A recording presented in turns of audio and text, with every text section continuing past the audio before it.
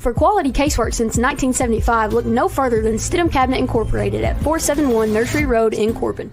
If you want experience, expertise, and dedication, you've found it at Stidham Cabinet. Come create your dream design by visiting our 2,000 square foot showroom or visit StidhamCabinet.com to see a list of all of our name brand products to choose from. That's Stidham Cabinet, 471 Nursery Road in Corbin. Phone number 606-528-3648 or 800-425-0899. At Liza Joyner Designs, we share your distinctive vision for your custom home interior design. At Liza Joyner, check out our large selection of Mackenzie Childs. Enjoy browsing all the brands that help us create our designs at lizajoyner.com or find us on Facebook and in person at 210 North Broad Street off Main in London. Open Monday through Friday, 8 to 5. Phone 606-657-4400 for Liza Joyner Design. Deaton Veterinary Clinic cares for all of God's creatures. Dr. Caleb Deaton and his fine staff are ready to care for your pet like it's their very own. At 2074 North Laurel Road, a few miles past the state police post on the right. Deaton Veterinary Clinic, 606-878-5555. Find them on Facebook or go to DeatonVetClinic.com.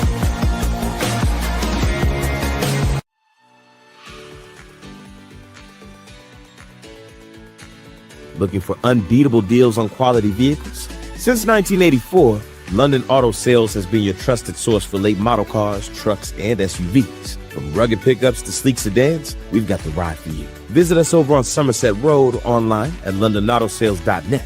London Auto Sales, where quality meets affordability.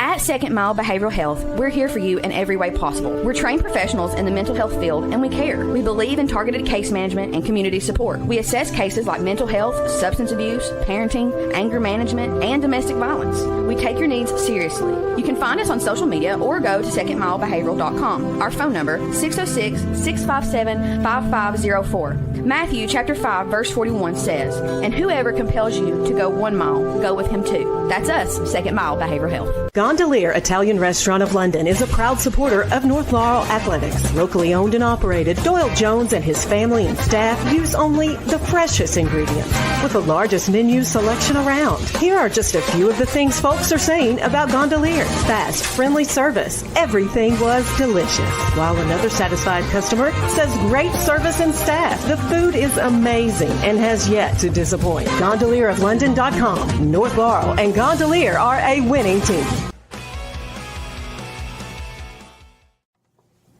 Hi, my name is Mike Black, the principal at North Laurel High School. I'm joined by Athletic Director Ethan Everso, and we're excited that you've tuned in to the Jaguar Broadcasting Network. The Jaguar Broadcasting Network was a dream of mine to be able to showcase the talents of not only our student athletes, but our students who are actively involved in creating commercials, working behind the scenes in video production, and we're excited to see where this venture leads. If you want to see your name or business come across the screen in one of our commercials done by our awesome sports marketing class, feel free to reach out to the school. You can contact me via email or via phone. We can make that happen for you. Thank you for tuning in to the Jaguar Broadcasting Network. Go Jags.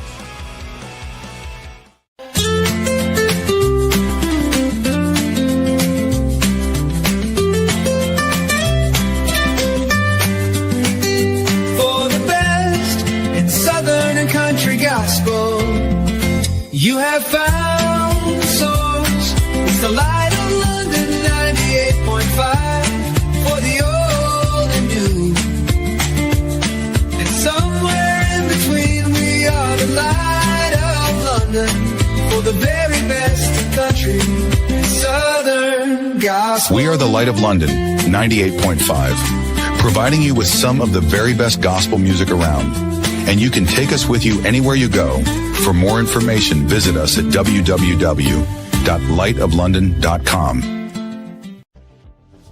North Laurel Nation, 98.5 WJTE, the Light of London, and the Jaguar Broadcasting Network have teamed up to bring you North Laurel athletic coverage like you've never seen it before, with shows like the Jaguar Den on the first Monday of every month. And all your favorite sports coverage, you can catch it on Facebook, YouTube, and on radio 98.5 as we are teaming up to bring you coverage all over no matter where you are. Tune in today.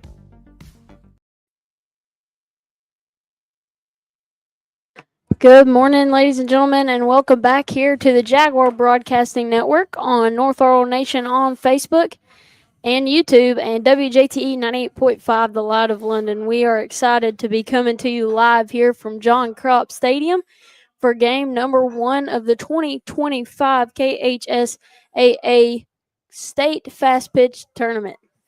Yes, just thank you to our sponsors, Liza Joyner Designs, Stidham Cabinet, presented by Caleb Deaton Veterinary Clinic, London Auto Sales, Gondolier Italian Restaurant, and Second Mile Behavioral. You know, this first round game between the North Laurel Lady Jaguars and Henderson County Lady Colonels is a matchup from last year's state championship game, and promises to be just a great softball game here to start the state tournament out in round number 1. Seeking a little bit of revenge last year after that state championship game, and looking to advance here on to the second round of the state tournament. Yeah, last year in the state championship game, Henderson County got the best of North Laurel there. North Laurel with a really great run last year, made it all the way to the championship game, which was, they weren't even expected to make it out of region last year. When they met Henderson County, they ended up coming away with the win 11-0 after 5 innings. So, looking for a little redemption here. Yes, but definitely a bad taste left in the Lady Jags' mouth. And had a great week of preparation leading up to this after winning the 13th Region Championship last week, defeating Jackson County 11-1. So I know Coach Edwards and his staff feels very confident about their chances here. And, we're excited to be on the air here. As you know, that the KHSA state tournaments were audio only. So we'll do our best to bring you all the action here from the campus of the University of Kentucky and John Cropp Stadium here in this first round matchup. Lady Jaguars are, led offensively by Emma Carl, Sage McClure, and just all up and down the lineup. We have girls that are top 25, top 50 in all offensive statistical categories. So, but also Henderson County is led by Anna Kemp on the mound, who is committed to the University of Missouri. So an SEC caliber pitcher. She's 20-3 on the year with an earned run average of 1.33. Was the MVP of last year's state tournament. So it's important here as we are the visiting team. So we will bat first here. It's important that we get off to a good start against this SEC caliber pitcher. Absolutely. And against her last year, she had 6 strikeouts and allowed only 3 hits in the 5 innings against Lady Jags in the championship game. So while she was dominant, we were still able, to get some things done, and we're a lot more mature now, and we've seen some more really great pitchers in the circle since then, and I think things are looking a little more hopeful against them this year than they were last year. But we talked to someone earlier today who mentioned that they lost, what did they say, 6 people?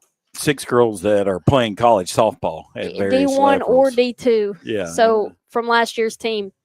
So no doubt about it, this Henderson County team, very talented, but have lost some really key players from last season. Yeah, we'll set the starting lineups here for the Lady Jaguars. Leading off will be center fielder number 21, Katie Sams. Batting second will be the pitcher, Emma Carl. Batting third will be the shortstop, Sage McClure. Batting fourth will be the second baseman, Bella Sizemore. Batting fifth will be the third baseman, Ellie Adams. Batting sixth, the first baseman, Morgan Edwards. Batting seventh will be the catcher, Bella Finley. I've lost the name here. I'll skip someone. Batting eighth will be Tessa Monholland, the designated player. And then batting ninth will be Katie Keene. So we're almost ready here for the first pitch. Waiting on signal from the media here.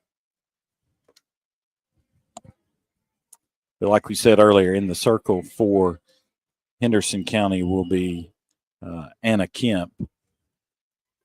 number 27 senior pitcher. And we have the word, let's play ball. All right, Katie Sams will step into the box for the Lady Jags. Kemp gets the sign. And here's the first pitch. It's a strike on the outside corner. Yeah, Katie comes into the game batting .385 on the season. Is a leadoff hitter with 2 home runs and 28 RBIs. Just a sophomore. Here's the second pitch, and swing and a miss by Sams.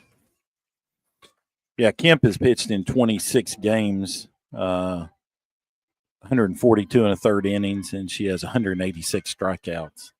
Katie's in the hole 0-2 here.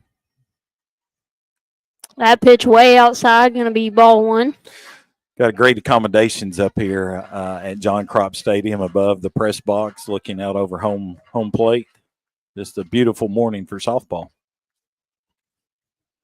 1-2 count now. Here's the pitch to Sams. She lays off what she thought could have possibly been strike 3 as she took a step there to the dugout. Yeah, again, we're up top, but, that ball looked a little high. High, yep. So 2-2 count now.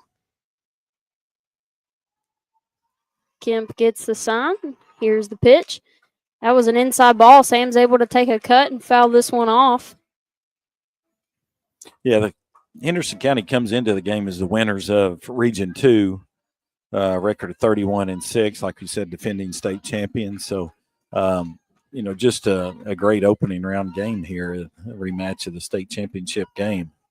Both teams are fairly familiar with each other. As 2-2 count.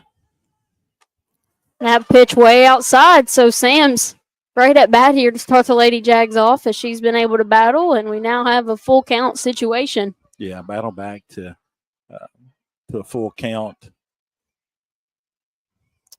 here in the top of the first inning in the first round of the state championship tournament here.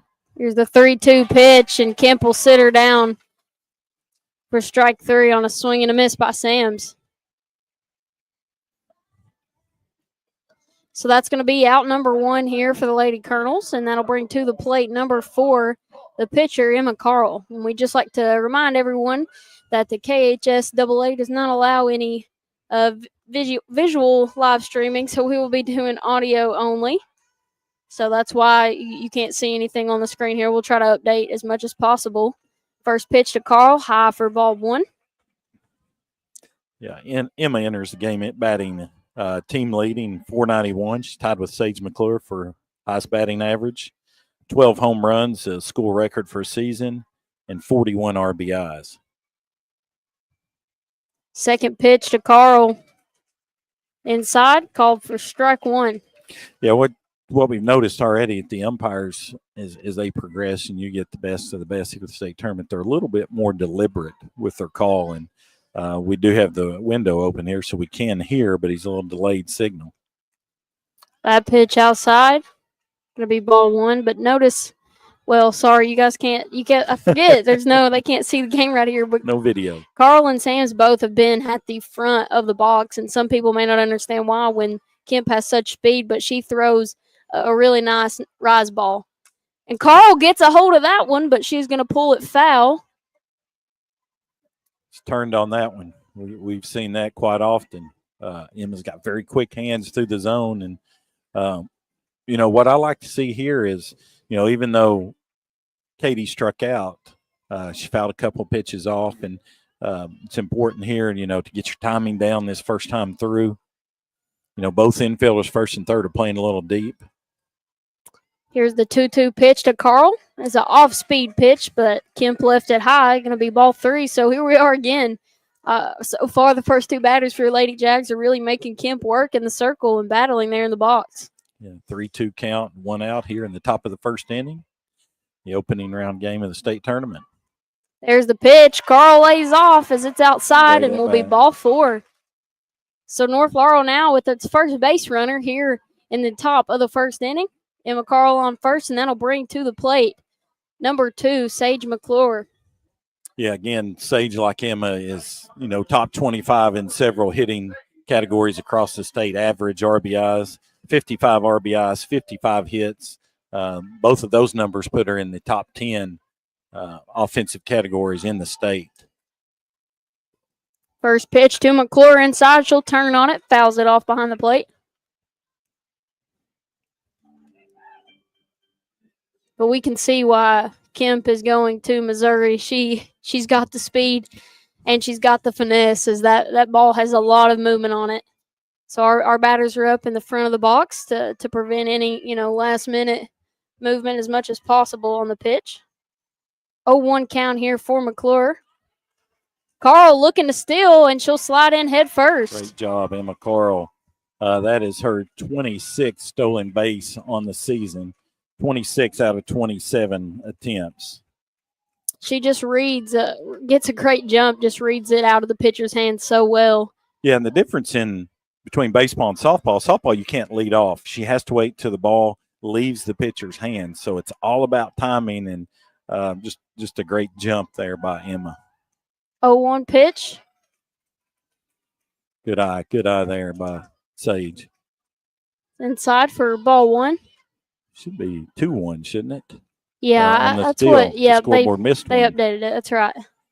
We can't rely on the Can't scoreboard. rely on the scoreboard. That's right. Not even at the state tournament. 2-1 count, 1 out, runner on second base here in the top of the first inning. Here's a pitch. It's going to catch. No. Oh, to us, that looked like a one he might have called a strike, but two inside. Of all the places we've had to call the game from, this is a little different vantage point. And, we always talk about you can't see in and out, and here it's hard to see up and down as well. So that pitch must have been inside. But 3-1, they've not the boards. I don't know who's keeping the board. It's not us. Nope. McClure gets a piece of that one. It's a little dribbler. She might be able to run it out as the throw gets past the first baseman. Carl's going to score, and McClure will advance to second base. It's all about putting the ball in play, forcing the defense. That was a slow roller to the shortstop, and we've seen Sage beat those out multiple times this year. And so the shortstop knew that. She gets down the line quick, and she overthrew the first baseman, allowing Emma Carl to score as your Lady Jaguars lead 1-0 with a runner on second base and 1 out as Bella Sizemore steps into the box.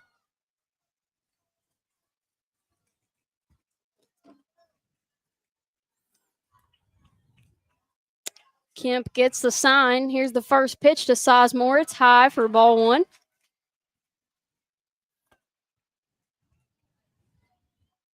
Yeah, it looks like Kemp is missing up.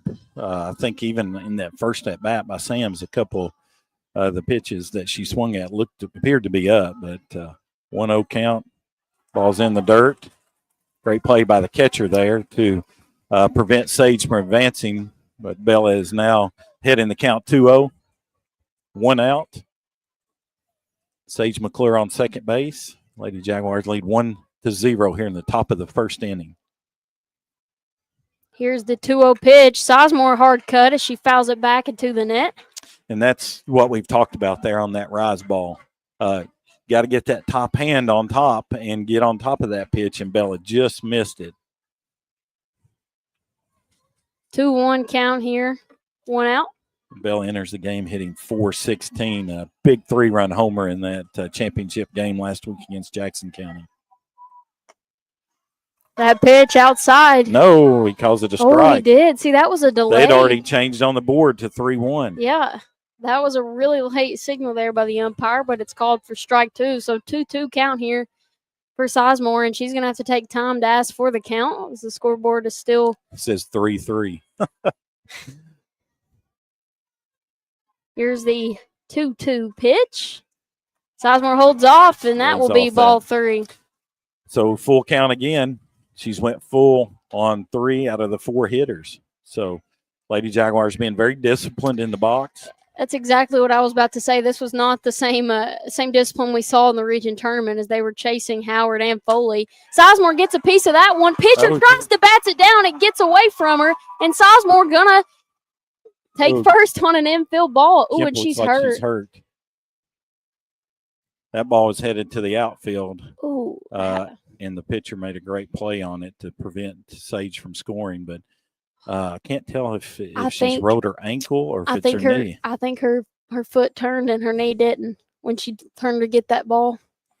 So we've got a little break in the action as the trainer has come out to look at pitcher for Henderson County, Anna Kemp. She seems to be in a little bit of pain, but we're here in the top of the first inning of the first round game of the state tournament. Your Lady Jaguars lead Henderson County 1-0. One out here. We have runners on first and third. Again, a shout out and thank you to our sponsors. This game's being presented by Liza Joyner Designs and Stidham Cabinet.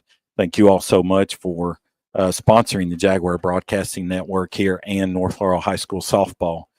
Without their sponsorship, we would be unable to bring you these games. And again, audio only due to restrictions by the Kentucky High School Athletic Association. So you can catch us audio only on North Laurel Nation on Facebook and YouTube, and 98.5 WJTE, the Light of London, is Kemp is walking around. It appears to be her ankle. Looks like they're going to take her out of the game. No, looked like she was going to give up the ball. She's not.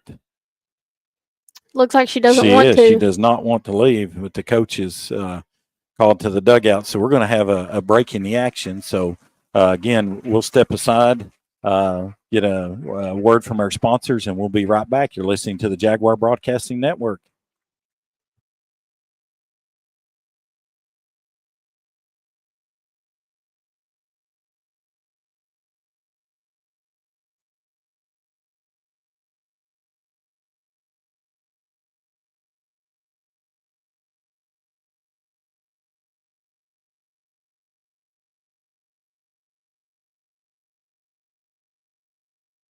For quality casework since 1975, look no further than Stidham Cabinet Incorporated at 471 Nursery Road in Corbin. If you want experience, expertise, and dedication, you've found it at Stidham Cabinet. Come create your dream design by visiting our 2,000 square foot showroom or visit StidhamCabinet.com to see a list of all of our name brand products to choose from. That's Stidham Cabinet, 471 Nursery Road in Corbin. Phone number 606-528-3648 or 800-425-0899.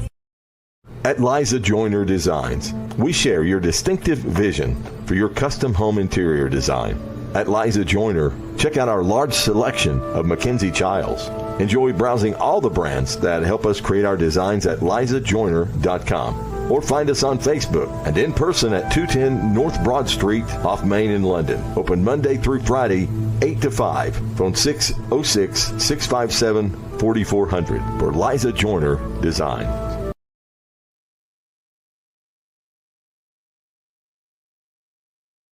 All right, we are ready to resume play as Kemp has to head to the dugout after an injury. They're going to bring number 44, Mackenzie Burzik.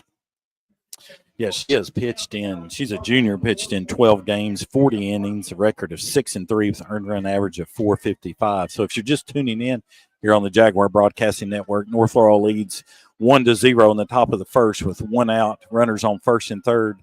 And the third baseman, number 9, Ellie Adams, into the box. Henderson County's pitcher, Anna Kemp, was injured while fielding a ground ball, has been replaced. So the first pitch. Adams, hard cut, fouls it off behind the plate. And the Lady Jags are so far sitting in a really good spot here in the top of the first. Absolutely. This is an opportunity. You know, you're excited to have one run, but you need to pile on. You need to tack on some more runs here. Yeah. We've seen the dominance of their offense, so we know a low-scoring game is going to be hard to win against this very powerful hitting team. Yeah, they average 7 runs a game. So that pitch inside gets by from the catcher, and Sage wanted to go. She wanted to go so bad. It was going to be a close play. It would have. Honestly, I like staying safe here. Ellie made good contact and is having a great at bat here. Yes, we have a 1-1 count, one out, top of the first inning, runners on second and third. North Laurel leads 1-0. Ellie Adams in the box. Ellie enters the game hitting .333 on the season. Here comes the 1-1 pitch. Inside. She lays off that inside pitch. Henderson County's got their infield at normal depth right here, so they're not trying to cut off the run. but it's early. But a big hit here with 2 runners in the scoring position would really boost the Lady Jaguars here. Here comes the 2-1 pitch. Hard cut, swing and a miss by Adams for strike 2. Yeah, that looked like it had a little movement, Yeah. like drop ball action on it. So evens the count at 2-2, 1 out. Just need something in play here. Anything other than a ball hit to now the infield is playing about halfway in. That pitch is going to hit Adams. No. No, did it bounce? It did. Hitting about 5 feet in front of the plate. Wow, I can't see that. That was very. All right, so again, full count, 3-2, 1 out, runners on second and third, top of the first inning. Big at bat right here. Comes the 3-2 pitch, and Adams will swing and miss for strike 3. Do we have a signal? He finally, yeah.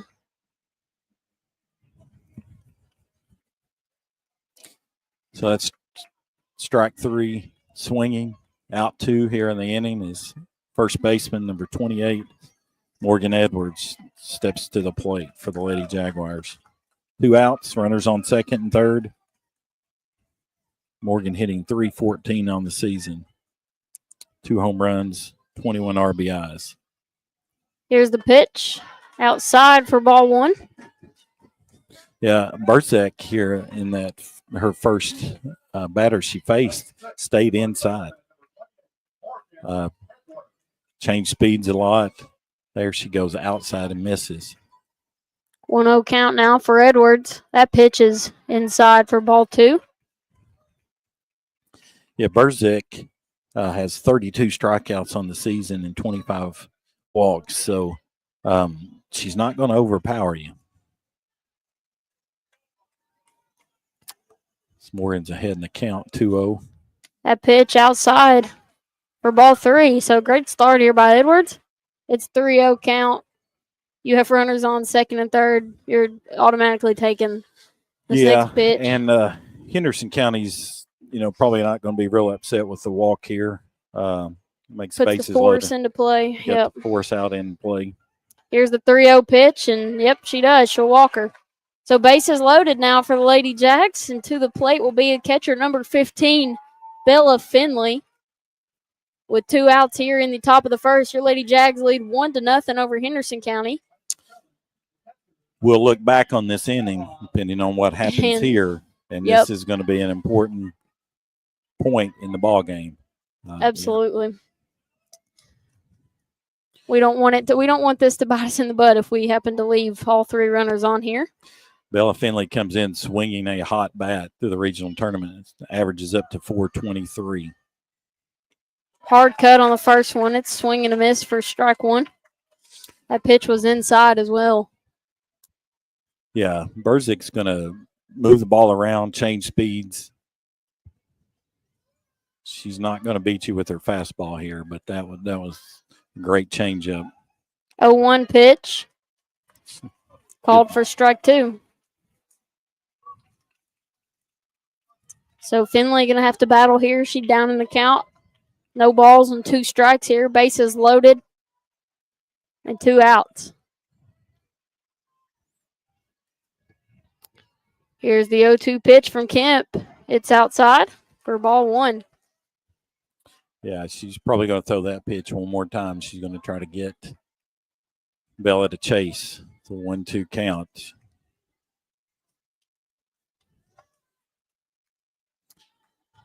Bases loaded here in the top of the first inning.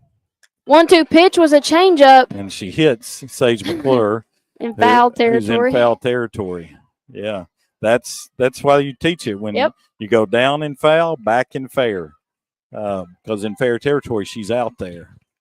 So Bella battles there. Good contact on that changeup. Read it very well enough to stick the bat out. So we've got a 1-2 count here. The crowd getting on their feet. Here's the pitch. Able to foul that one off as well. Bella continues to battle here. Down 1-2. 2 outs. Bases loaded in here. Sage didn't go earlier on a pass ball. She's got to be on her toes here. try to score on a pass ball. So I see in the bullpen, Kemp is still throwing some pitches. So she may try to enter. Here's the 1-2 pitch. It's a changeup as well. Finley gets a piece of it, but going to be caught by the first baseman for out number 3. So the Lady Jags put 1 run on the board here in the top of the first inning and leave 3 runners on as they lead 1-0 over Henderson County. You're listening to Jalen and Mike Black. We will step aside and be right back here on the Jaguar Broadcasting Network.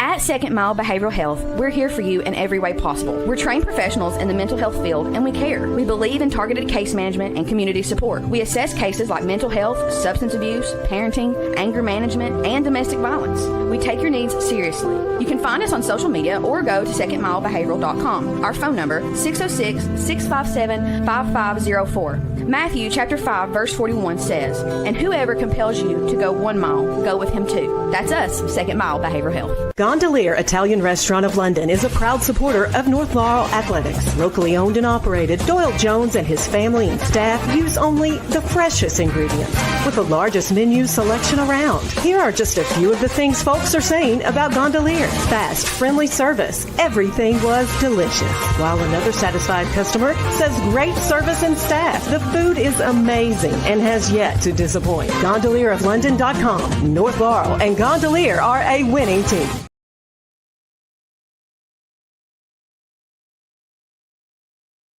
All right, welcome back here to the KHSAA 2025 Clark's Pump and Shop Girls Fast Pitch Softball State Tournament. Lady Jags up 1-0 over Henderson County as we head into the bottom of the first inning. Emma Carl in the mound for your Lady Jags, and we'd like to take a moment to thank our sponsors, our tournament sponsors, Joyner Design and Stidham Cabinet. Thank you guys for your support and allowing us this opportunity here to broadcast audio only here for you guys at the state tournament. Yeah, just a great start for the Lady Jaguars, but also missed opportunity. Yeah. 1 run, a 1 hit, had 1 error committed by Henderson County, and the University of Missouri commit, Anna Kemp, was injured and they had to replace her, but Burzak, the Mackenzie Burzak, the pitcher that came in, kind of slammed the door, and we left the bases loaded. So that may be something we'll look back on later in the game and as a missed opportunity. Yeah. All right. Number 13 leading off here, the lefty. She squares the bunt. She goes and misses for strike 1. That's number 13, Aiden Bennett, the junior. Has a batting average of .508 for the Lady Colonels. Yeah, she is their leading hitter. 63 hits on the year. It's tied for 3rd in the state. She's also got 44 stolen bases. So important to keep her off the base path because she's going to get on and she's going to steal and wreak havoc on the base path as she takes ball 1 and evens the count 1-1. Here's the pitch from Carl. Swing and a miss for strike 2. And that was a great pitch there by Carl. It's obvious she's a lefty. Tried to get the bunt there. She was quick out of the box on the first pitch, so able to get that second strike on her and keep her from bunting here is important for Carl. Yeah, and Emma enters the game record of 15-5. She'll slap this one, and it is hit foul down the third baseline. 15-5 with an earned run average of .294. She has 145 strikeouts in 119 innings pitched on the season. You know, most teams have one dominant pitcher who logs most of the innings. Emma and Tessa have kind of split that load as she misses high with a changeup. Emma's pitched 119 innings and Tessa Monholland's pitched 92. So, yeah, you know, pretty balanced pitching attack for North Laurel. 2-2 count now for Bennett. Here's the pitch. She'll slap it, fielded by Carl, and makes the play at first for out number 1. So great job there by your Lady Jags defense as they were able to keep Bennett off of the bases. As we mentioned, leads the Henderson County Colonels in stolen bases this season.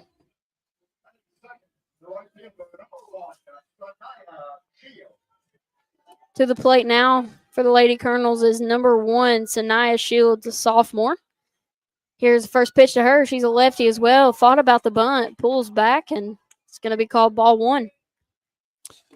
Yeah, Shields enters the game hitting .427 on the season, 2 home runs, 33 RBIs. And looks like the home plate umpire going to say something to the Henderson County dugout there. Yeah, they allow one person on deck, and then here at UK they have the higher fences with the netting. As that pitch is high and inside. They don't want anyone standing outside of that. I remember them doing that several times last year. So 2-0 count now to Shields. She'll swing and miss right there for strike 1. Yeah, we're in the bottom of the first. In the opening round game as North Laurel leads Henderson County 1-0. 1 out. 2-1 count on the hitter, Sanaya Shields. That pitch low in the dirt for ball 3. So 3-1 count now for Shields. No runners on, 1 out. Here's the pitch. Hits it right back. McClure fields it.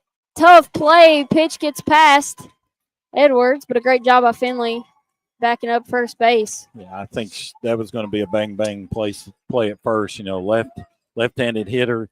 She gets out of the box and has got a lot of speed. Once it got past Emma, you know, Sage came hard and got it on that next hop. But I'd say Shields is going to be looking to steal here.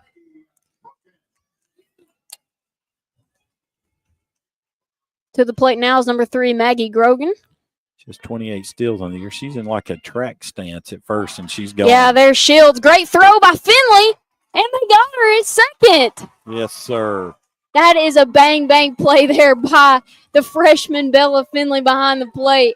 Yeah, they I don't know if Coach Troutman of Henderson County is kind of looking at Shields, and they're looking at their armband. I don't know if miscommunication. Yeah, if she was given the steal signal or what. I thought first he might have been upset at the call. Nonetheless, 2 outs here in the bottom of the first inning on a great throw by Bella Finley.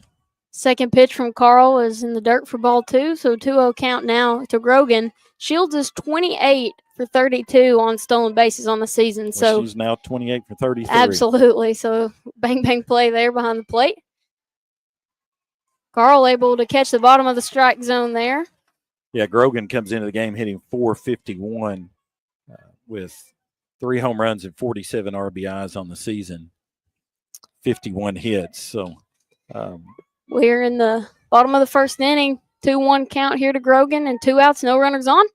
That pitch is high and outside for ball 3. Lady Jags lead 1-0 here. You know, as a team. Here's the 3-1 pitch, and yeah, not what you wanted to do after a great play there is to put walk another Grogan. runner. Yep. Yeah.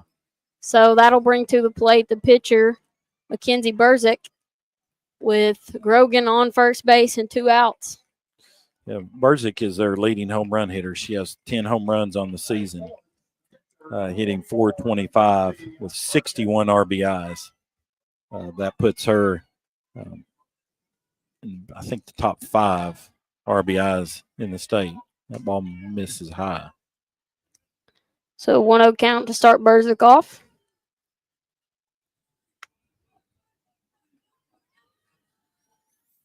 Two outs here in the bottom of the first inning. North Laurel leads Henderson County 1-0. Here's the pitch. Gets away. Finley might have a chance at another, but she's going to slide in safe at second after the bobbled catch by Finley.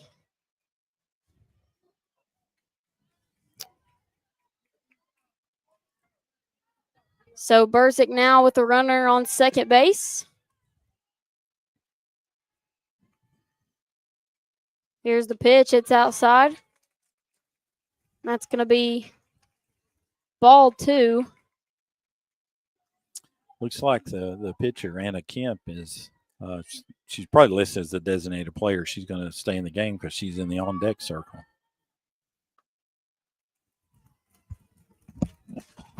That pitch called for strike one.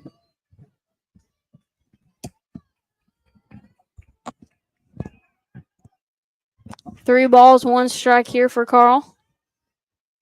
Here's the pitch. Hard cut as Burzik fouls that one off out of play.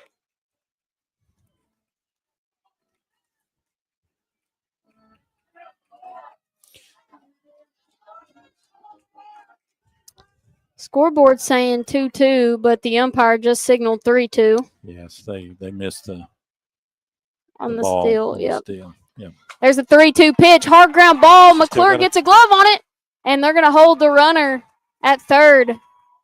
That ball was hit hard at McClure. Came up on her quick. Looking back, I haven't had a chance to look to see how many games we have played on natural surface, dirt, this year. You know, here at John Cropp Stadium, it is dirt, so you're going to get a little different feel there. That was the one hopper that was hit really hard. So he's tried to backhand it and just bobbled it. As we get a courtesy runner for the pitcher, Burzak, it's number 18, senior Addison Duncan. So we have runners now on first and third for Henderson County. In the bottom of the first, North Laurel leads 1-0. We have 2 outs and re-entering the game. Yep. That's Anna Kemp. Anna Kemp, number 27. Still looks to be favoring that ankle some. Looks like she's got a brace on it. Coach Troutman's talking to her. But she comes into the game hitting .321 on the season with 4 home runs and 31 RBIs. And they're still having a pretty heated conversation. Not heated, but pretty direct conversation. I think it's passionate. Passionate. Yeah. Oh, that's a good word. But I think it's kind of like when she did not want to didn't give want to him come the out ball of the game. Nope. in the circle. She seems to be a competitor. All right. So runners first on. Pitch. First and second. First pitch is inside for ball one. And there wasn't an automatic steal there. No, I'm thinking there with 2 outs, they wanted to see what maybe we were going to do defensively. I bet she's going here. 1-0 pitch. No, she's going to try to. Yeah, they're going to. Ooh, I like it. Finley come out of the catcher's box from behind the plate as the runner on first kind of jogged halfway, stopped, and looked. They were trying to get her to throw to second so they could send that runner. And what you can't see, because we're audio only, is the second base umpire stepped in and gave the signal for obstruction because Bella cut in front of the runner going to second.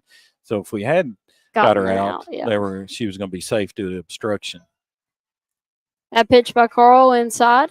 And now we have runners on second and third here in the bottom of the first. North Laurel leads 1-0. 2-1 count on Anna Kemp with 2 outs.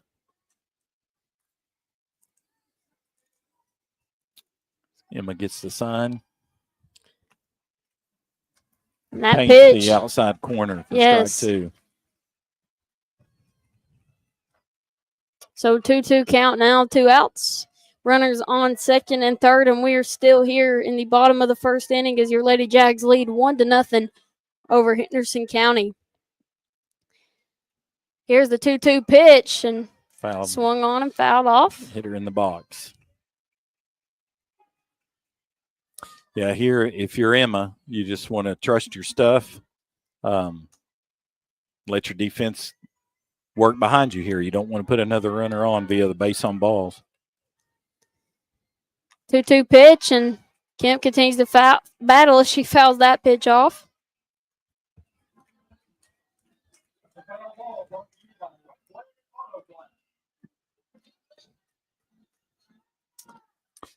Poor umpire's looking at his counter. I think he's questioning because the board has 3-2. It's 2-2, 2 outs. Ball's hit to left field. Off the wall. Off the wall.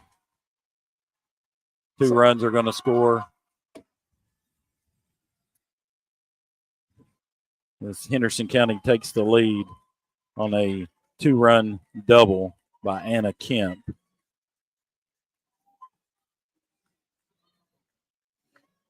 as they lead 2-1 here in the bottom of the first. Yeah, that's a catchable ball, unfortunately. Hit right off the wall about mid-height. So if you run, find the wall, track it, put your glove up, you're able to make that catch. But you got to have a good read off of once the ball hits the bat. You got to immediately take that first step back. Next up for Henderson County will be number 7, Aubrey Risley Jr., batting .413 on the season. First pitch to her, outside corner for strike one. And that's important there for Emma. She's fallen behind the last couple hitters, so she starts out with a strike here.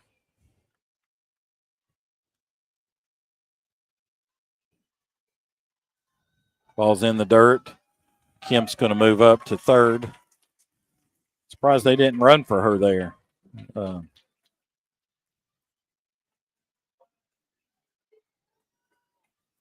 1-1 count, 2 outs. Henderson County now leads 2-1 in the bottom of the first inning. And that one's going to hit in the gap, so another run's going to score. Risley's looking. She's going 3. Going to have a play at third base. She dives in head first. With a triple and an RBI, as Henderson County now leads 3-1 here in the bottom of the first inning over North Laurel. Still have a runner on third, 2 outs. Next up is Asia Hall, number 23, sophomore, batting .315.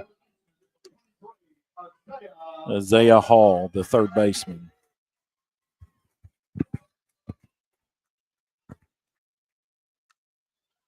That ball fouled off down the third baseline. That was a good changeup there by Emma. Had her out in front on that pitch. You know, Henderson County did what we failed to do in the first inning. They had a couple big 2-out hits with runners in scoring position. That pitch is inside for ball 1.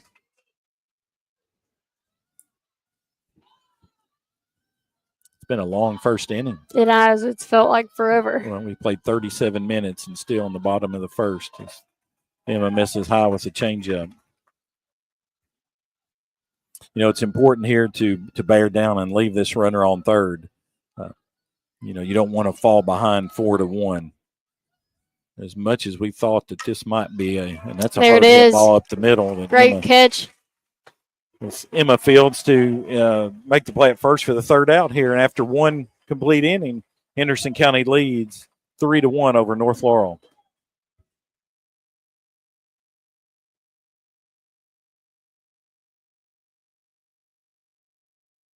For quality casework since 1975, look no further than Stidham Cabinet Incorporated at 471 Nursery Road in Corbin. If you want experience, expertise, and dedication, you've found it at Stidham Cabinet. Come create your dream design by visiting our 2,000 square foot showroom or visit StidhamCabinet.com to see a list of all of our name brand products to choose from. That's Stidham Cabinet, 471 Nursery Road in Corbin. Phone number 606-528-3648 or 800-425-0899. At Liza Joyner Designs, we share your distinctive vision for your custom home interior design. At Liza Joyner, check out our large selection of Mackenzie Childs.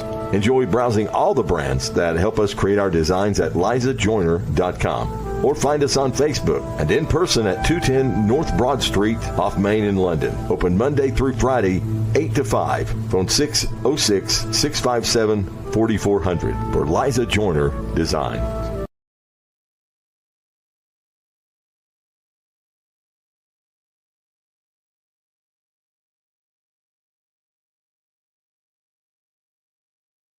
All right, welcome back to John Cropp Stadium for the 2025 Clark's Pumping Shop KHSAA State Fastball Tournament, Softball Tournament. Fastball, I said that earlier, Jay. Fast pitch softball as we are in the top of the second inning. Henderson County leads 3-1.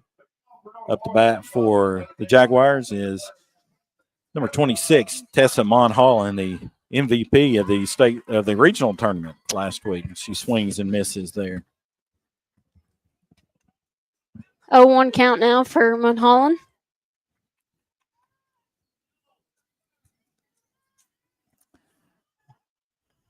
Here's the pitch. That one way outside for ball one. So it looks like Burzik is back in the circle. If you just now joined us, the University of Missouri commit Henderson County's pitcher Anna Kemp injured her ankle in the first inning and was replaced, but she did hit, had a big 2-run double. That pitch outside as well for Mulholland. But Burzik got him out of a jam, a bases loaded jam there in the top of the first. So she is back in the circle here in the second inning. 2-1 count here for Mulholland.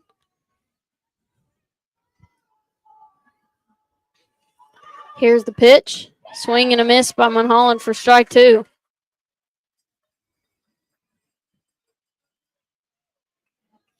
Important inning here for North Laurel, falling behind 3-1. You want to bounce back and get something back on the board here any way you can.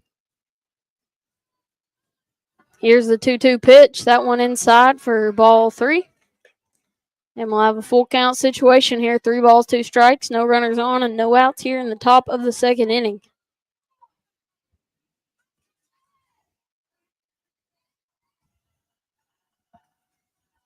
Three-two pitch. Little dribbler. Third baseman comes all the way over, and a great play made by the third baseman for out number one.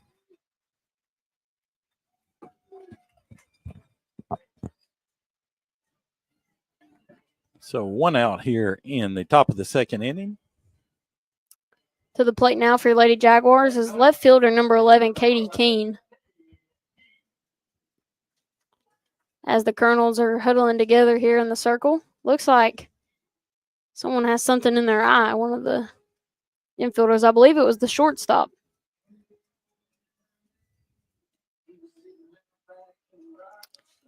So while they're taking a second here, we'd like to thank our sponsors. This is the 2025 Clark Pumpage Shop KHSAA Softball State Tournament presented by Joyner Designs and Stidham Cabinet.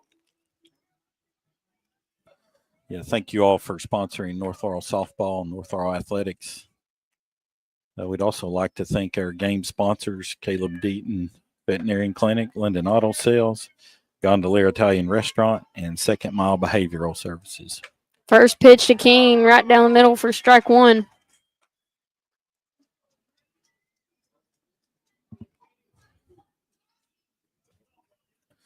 Oh, 1 count, 1 out here in the top of the second inning. Katie hits it back to the pitcher. Burzik fields it and throws her out for the second out.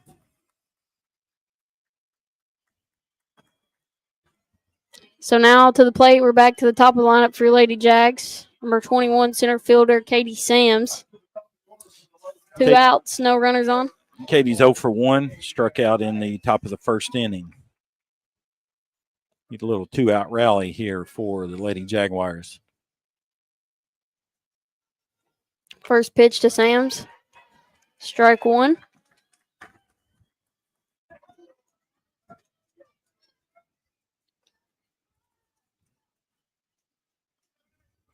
First, it gets the sign. Here's the second pitch. It's a changeup for strike two.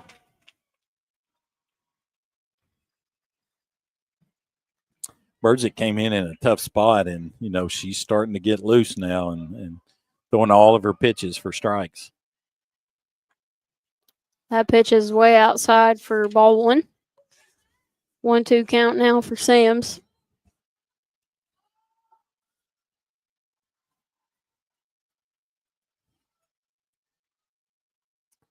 Here's the pitch. Change up, and she'll strike Sams out swinging. So that'll be out number 3. We'll head into the bottom of the second inning. Henderson County up 3-1 over your Lady Jags. You're listening to Jalen and Mike Black here on the Jaguar Broadcasting Network.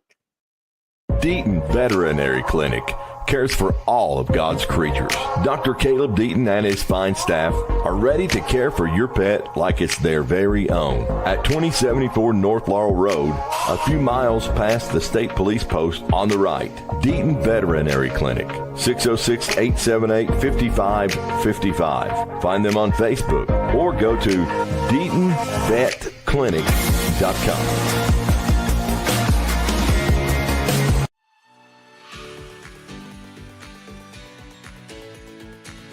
Looking for unbeatable deals on quality vehicles? Since 1984, London Auto Sales has been your trusted source for late model cars, trucks, and SUVs. From rugged pickups to sleek sedans, we've got the ride for you. Visit us over on Somerset Road, online at londonautosales.net. London Auto Sales, where quality meets affordability.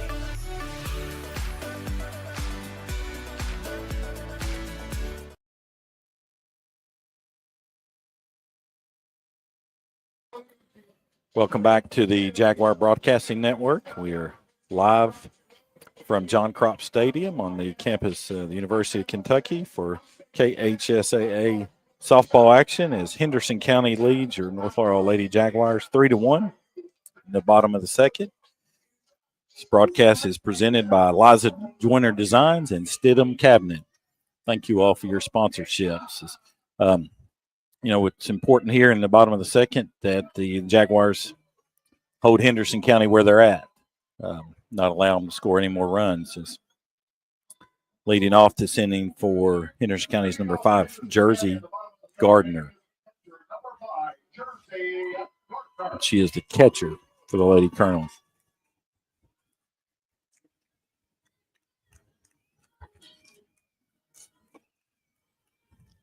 First pitch by Carl. Outside for ball 1.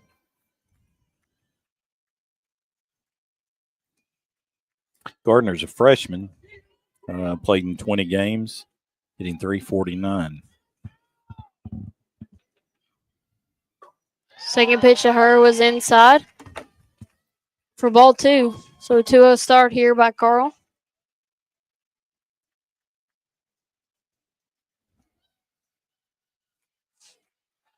Here's the 2-0 pitch.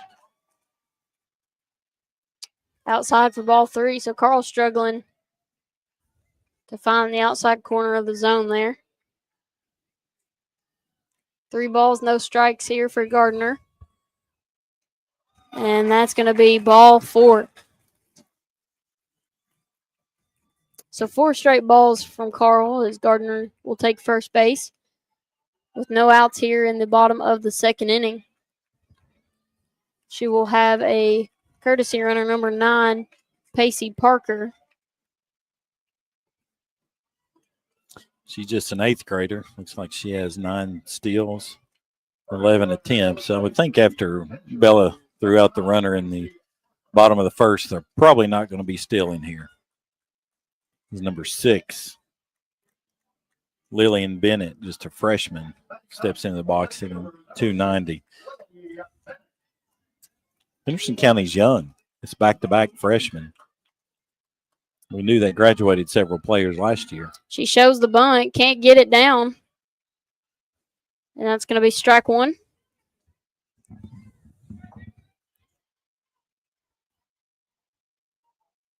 Here's where that small ball aspect comes in play here. They're down the bottom of their order, 8-9. Get a runner on walk. They're going to try to bunt her over. Tries to bunt again. This time pulls back, and that's ball 1.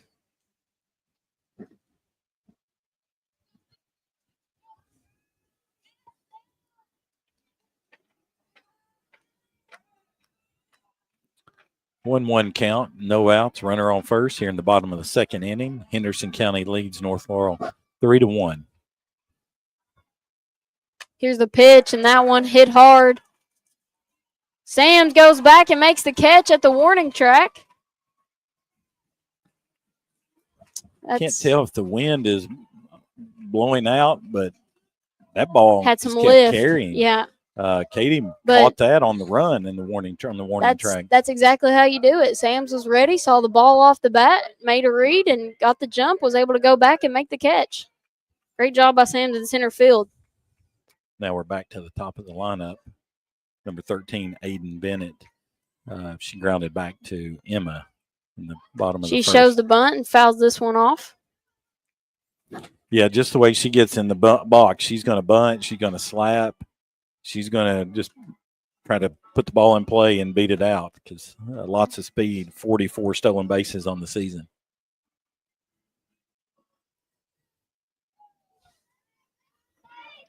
Oh, 1 pitch. That pitch inside for ball 1. And ball gets away from Carl there on the throwback, but the runner will stay at first.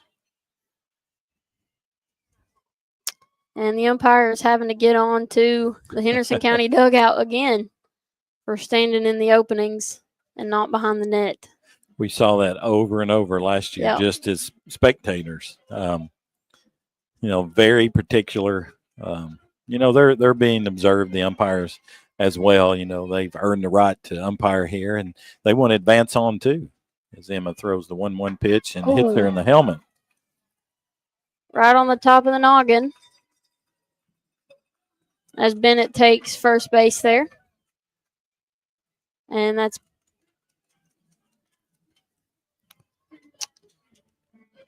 Coach Parker. Edwards.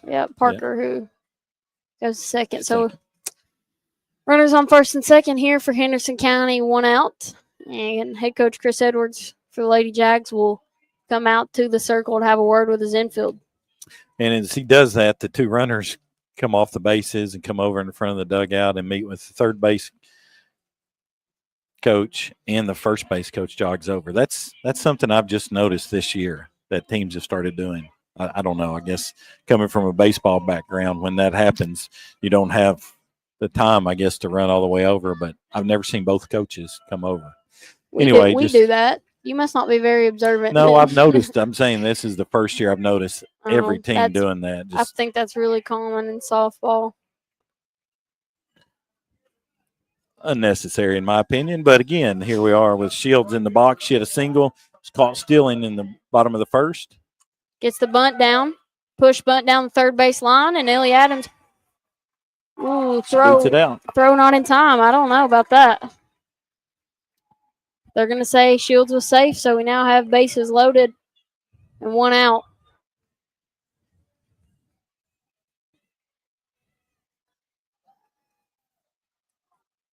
That'll bring to the plate now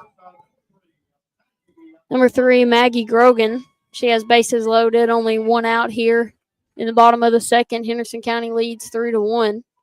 First pitch to her, changeup on the outside corner for strike 1. Grogan walked in the bottom of the first and scored on the 2-run double by Anna Kemp.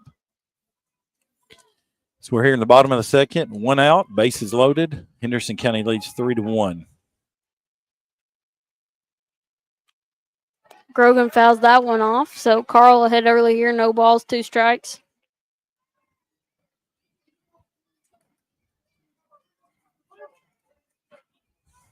So Emma's got to trust her stuff here up 0-2, and Bella Finley has got to work behind the plate because you don't want to pass ball to let this runner from third score. That must have missed just low there for ball 2. Excuse me, ball 1.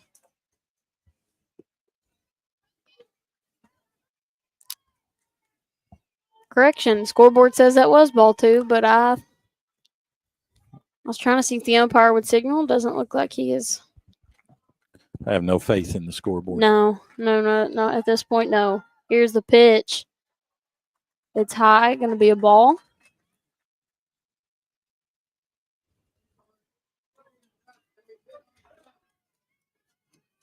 That's going to be ball 3. So 3 balls, 1 strike here for Grogan.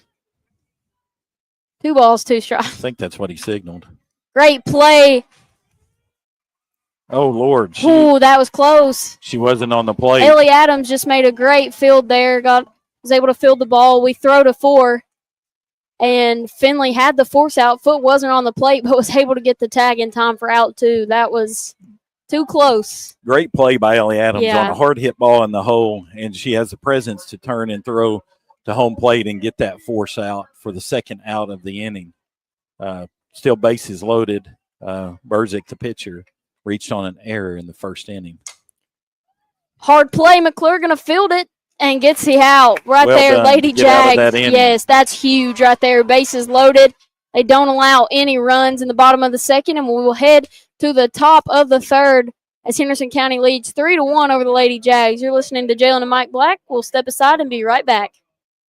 For quality casework since 1975, look no further than Stidham Cabinet Incorporated at 471 Nursery Road in Corbin. If you want experience, expertise, and dedication, you've found it at Stidham Cabinet. Come create your dream design by visiting our 2,000 square foot showroom or visit StidhamCabinet.com to see a list of all of our name brand products to choose from. That's Stidham Cabinet, 471 Nursery Road in Corbin. Phone number 606-528-3648 or 800-425-0899.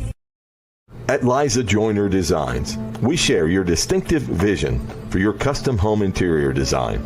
At Liza Joyner, check out our large selection of Mackenzie Childs. Enjoy browsing all the brands that help us create our designs at lizajoyner.com or find us on Facebook and in person at 210 North Broad Street off Main in London. Open Monday through Friday, 8 to 5. Phone 606-657-4400 for Liza Joyner Design.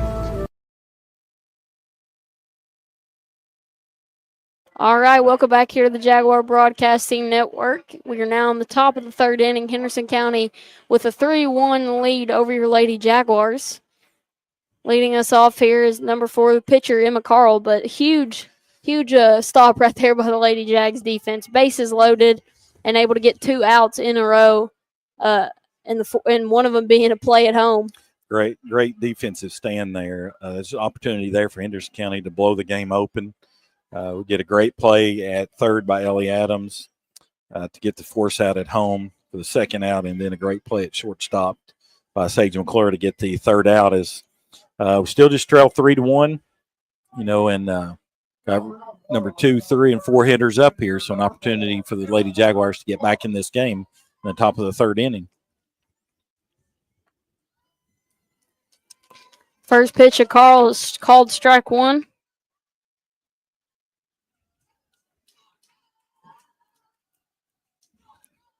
Emma walked, stole second, and scored the Lady Jaguars' only run in the first inning. She waits on that change-up, just a little out in front. She fouls it off down the left field line.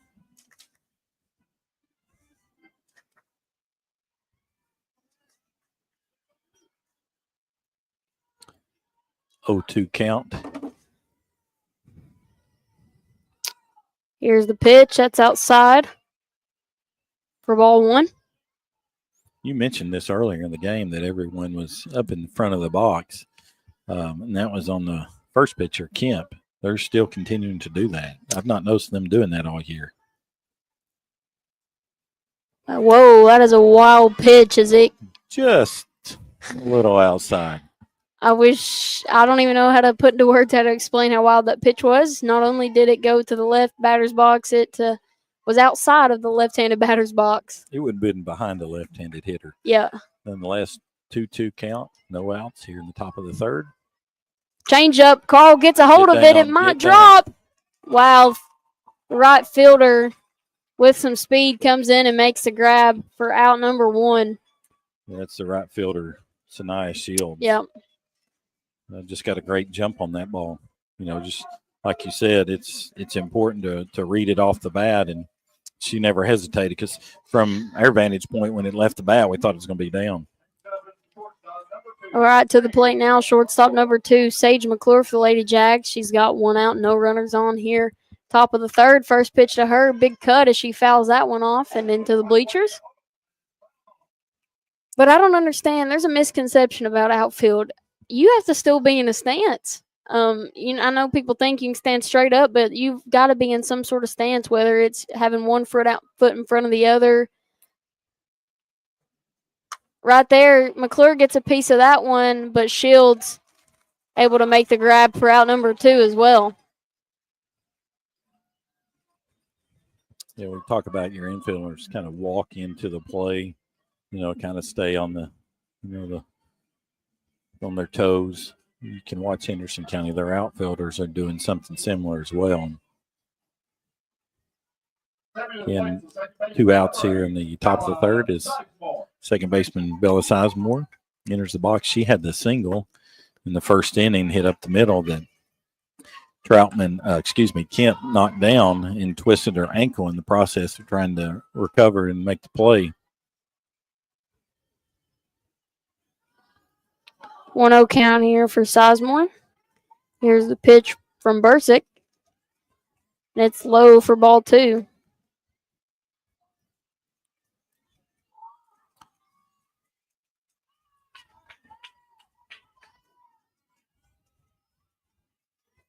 Two-0 count here in the top of the third as Henderson County leads 3-1.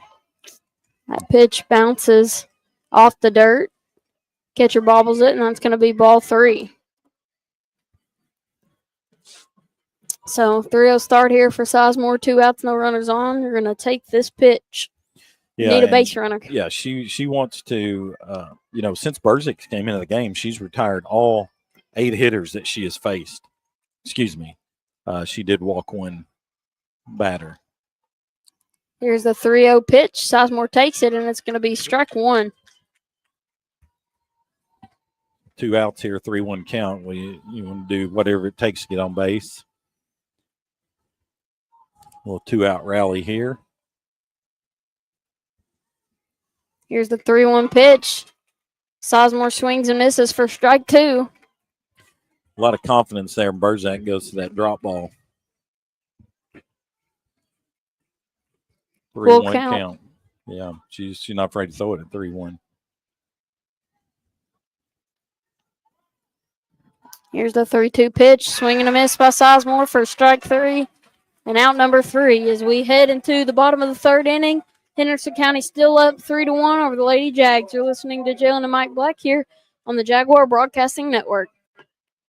For quality casework since 1975, look no further than Stidham Cabinet Incorporated at 471 Nursery Road in Corbin. If you want experience, expertise, and dedication, you've found it at Stidham Cabinet. Come create your dream design by visiting our 2,000 square foot showroom or visit StidhamCabinet.com to see a list of all of our name brand products to choose from. That's Stidham Cabinet, 471 Nursery Road in Corbin. Phone number 606-528-3648 or 800-425-0899.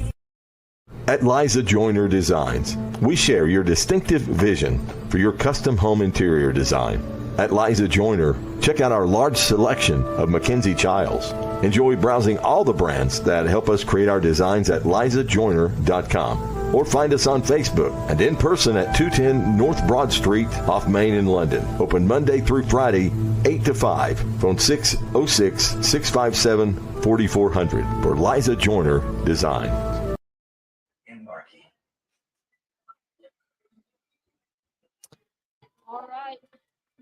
All right, welcome back here to the Clark Pump and Shop 2025 Softball State Tournament, brought to you by Liza Joyner Design and Stidham Cabinet. At the plate now for the Lady Colonels, number 27, Anna Kemp. Yeah, Kemp had the big double in the bottom of the first, 2 RBIs, as Henderson County leads 3-1 over North Laurel. Emma Carl in the circle and the pitch. Ball is hit straight up. Center fielder Katie Sams comes in and makes the play for out number 1. Yeah, that's a great job there by Sams. Came all the way from center field to make the play behind the shortstop. McClure was all over it, though, but that's just a tough play going back like that. Easier for Sams to make, so great job out there. Lady Jags record out number 1, and that will bring to the plate number 7, Aubrey Risley. Oh, hits first pitch, jumps off of McClure's chest there. Ball took a weird hop as soon as it got to her. And again, that's difference. part of the difference playing on dirt versus turf. I'm not sure Sage has seen many hops like that all year. I'm not sure how many games we played on dirt. A few. Now up for Henderson County's number 23, Isaiah Hall. First pitch to her outside for ball 1. as Henderson County has a runner on first with one out. She grounded back to the pitcher in the bottom of the first. I'd like to see that again. Possibility the Lady Jaguars turn a double play here. Here's the 1-0 pitch from Carl on that outside corner for strike one. I'm surprised, they're not, running hit, bunting, fake bunt steal because, Risley, she's 13 for 14 on stolen bases. All of Henderson County's players get on the bases, look like they're getting ready to steal. Right there. Hall able to get a piece of that one, tipped and caught by Finley, and it's going to be strike two. So a 1-2 count here.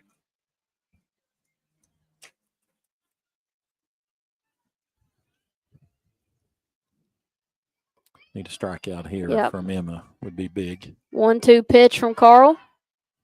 That was low for ball two. Yeah, Hall has only struck out 12 times in 111 at bats. So she's going to put the ball in play most likely. Pops that one up, but it's out of play and Ethan caught Eversole. by athletic director Ethan Eversole in the stands. Made it look easy, didn't he? Didn't even move. Nope, didn't have to get up from his seat, nothing. Nice catch, Big E. All right, 2-2 count here for Hall. One out and a runner on first in the bottom of the third. Here's the pitch. Hall swings and misses. A big strikeout there by Emma Carl for out two. Just what I called for. Yep. Needed that strikeout. It's 2 outs now here in the bottom of the third inning. Stepping into the box will be the catcher, freshman, number 5, Jersey Gardner. She walked in the lead off the second inning. So we still have a runner on first here. 2 outs. Hard hit ball, bobbled by Sizemore, but the throw is in time. Great stretch by Edwards at first base as the Lady Jags get out number 3. And we head into the top of the fourth inning. Henderson County still up 3-1 over your Lady Jags. This is Jalen and Mike Black on the Jaguar Broadcasting Network. We will step aside and be right back. Deaton Veterinary Clinic cares for all of God's creatures. Dr. Caleb Deaton and his fine staff are ready to care for your pet like it's their very own. At 2074 North Laurel Road, a few miles past the state police post on the right. Deaton Veterinary Clinic, 606-878-5555. Find them on Facebook or go to DeatonVetClinic.com.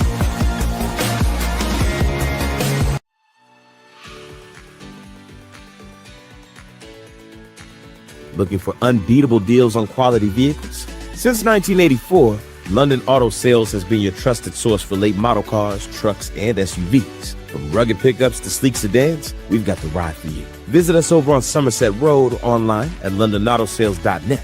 London Auto Sales, where quality meets affordability.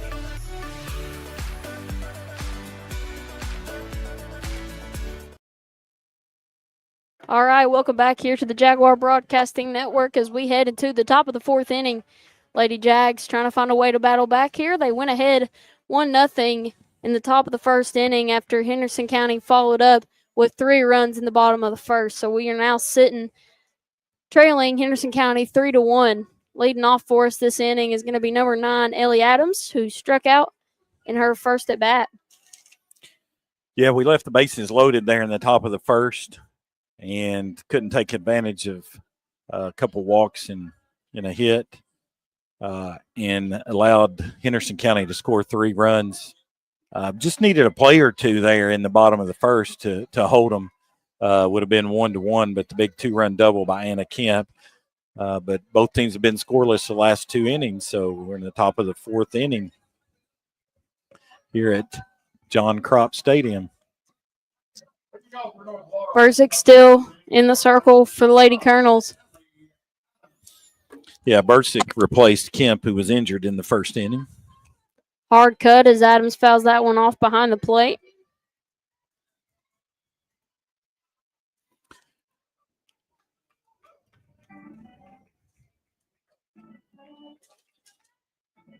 Just a beautiful morning here at John Cropp Stadium for softball action. Wild pitch way outside. So we're excited to be able to bring you this action on Jaguar Broadcasting Network, on North Laurel Nation, on Facebook and YouTube, and 98.5 WJTE, the Light of London, presented by Liza Joyner Designs and Stidham Cabinet. As we have a 1-1 count now on Ellie Adams. And I'm not sure what pitch it is that Bursick tries to throw, but there is one pitch when she misses, it is always way outside. And that's exactly what that pitch was. So she's tried to go to that pitch 2 times in a row, unable to get it. 2-1 count now for Adams. Here's the pitch. That one is low for ball 3. So really good at bat here by Adams. You know, I think the first at bat she was a little hesitant, you know, wasn't sure really what pitch she was wanting to look for. But here, much more confident and is waiting on her pitch. A little bit of nerves probably in that first at bat. She had 2 runners on. Good cut there. She makes contact and fouls that pitch off.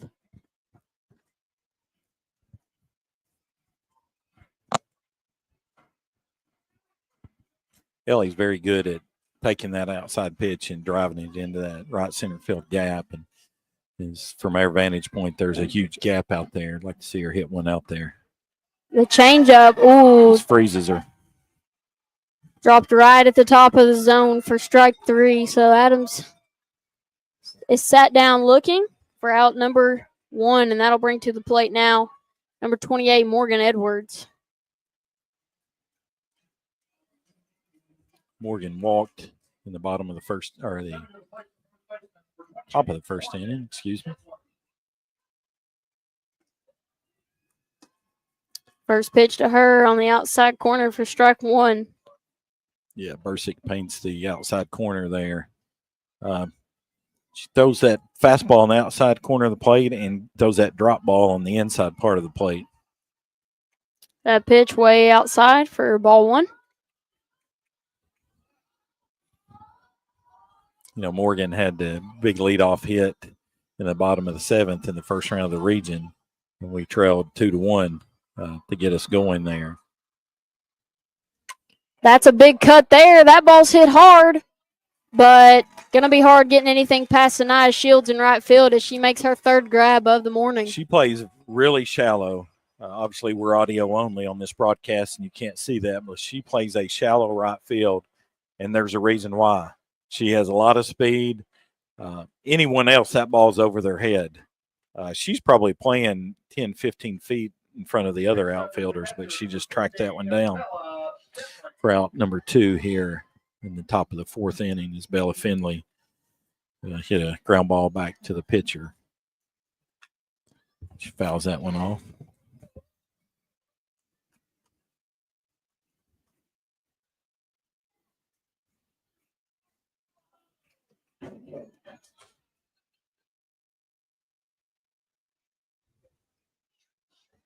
So 0-1 count here for Finley. No runners on and 2 outs in the top of the 4th inning.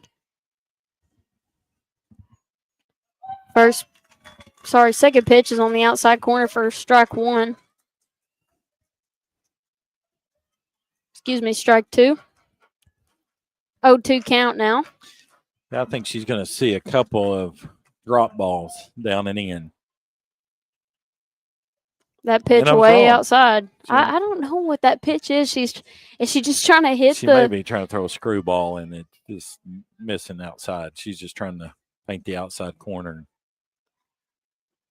1-2 count here. 2 outs. Top of the 4th inning. Henderson County leads 3-1. Oh, that bounce in the dirt. Step into that one. Finley tried to, and it just skipped past her. Oh, my. She had every intention of trying to get that. And that's what you want to do. You need a base runner. Got to get on base, yeah. All it takes is one hit to get the momentum going here for your team. 2-2 count now to Finley. Here's the pitch. Change up. She sat on it. Fouls it out of play.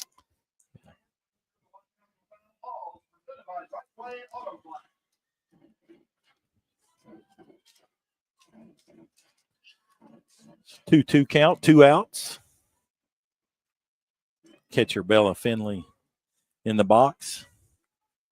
Freshman for the Lady Jaguars.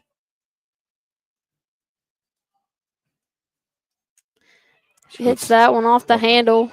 Yep. And just a smooth play by the second baseman there for out number 3.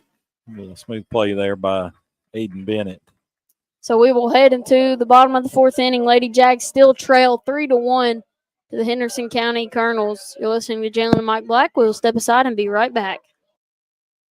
For quality casework since 1975, look no further than Stidham Cabinet Incorporated at 471 Nursery Road in Corbin. If you want experience, expertise, and dedication, you've found it at Stidham Cabinet. Come create your dream design by visiting our 2,000 square foot showroom or visit StidhamCabinet.com to see a list of all of our name brand products to choose from. That's Stidham Cabinet, 471 Nursery Road in Corbin. Phone number 606-528-3648 or 800-425-0899. At Liza Joyner Designs, we share your distinctive vision for your custom home interior design. At Liza Joyner, check out our large selection of Mackenzie Childs. Enjoy browsing all the brands that help us create our designs at lizajoyner.com or find us on Facebook and in person at 210 North Broad Street off Main in London. Open Monday through Friday, 8 to 5. Phone 606-657-4400 for Liza Joyner Design.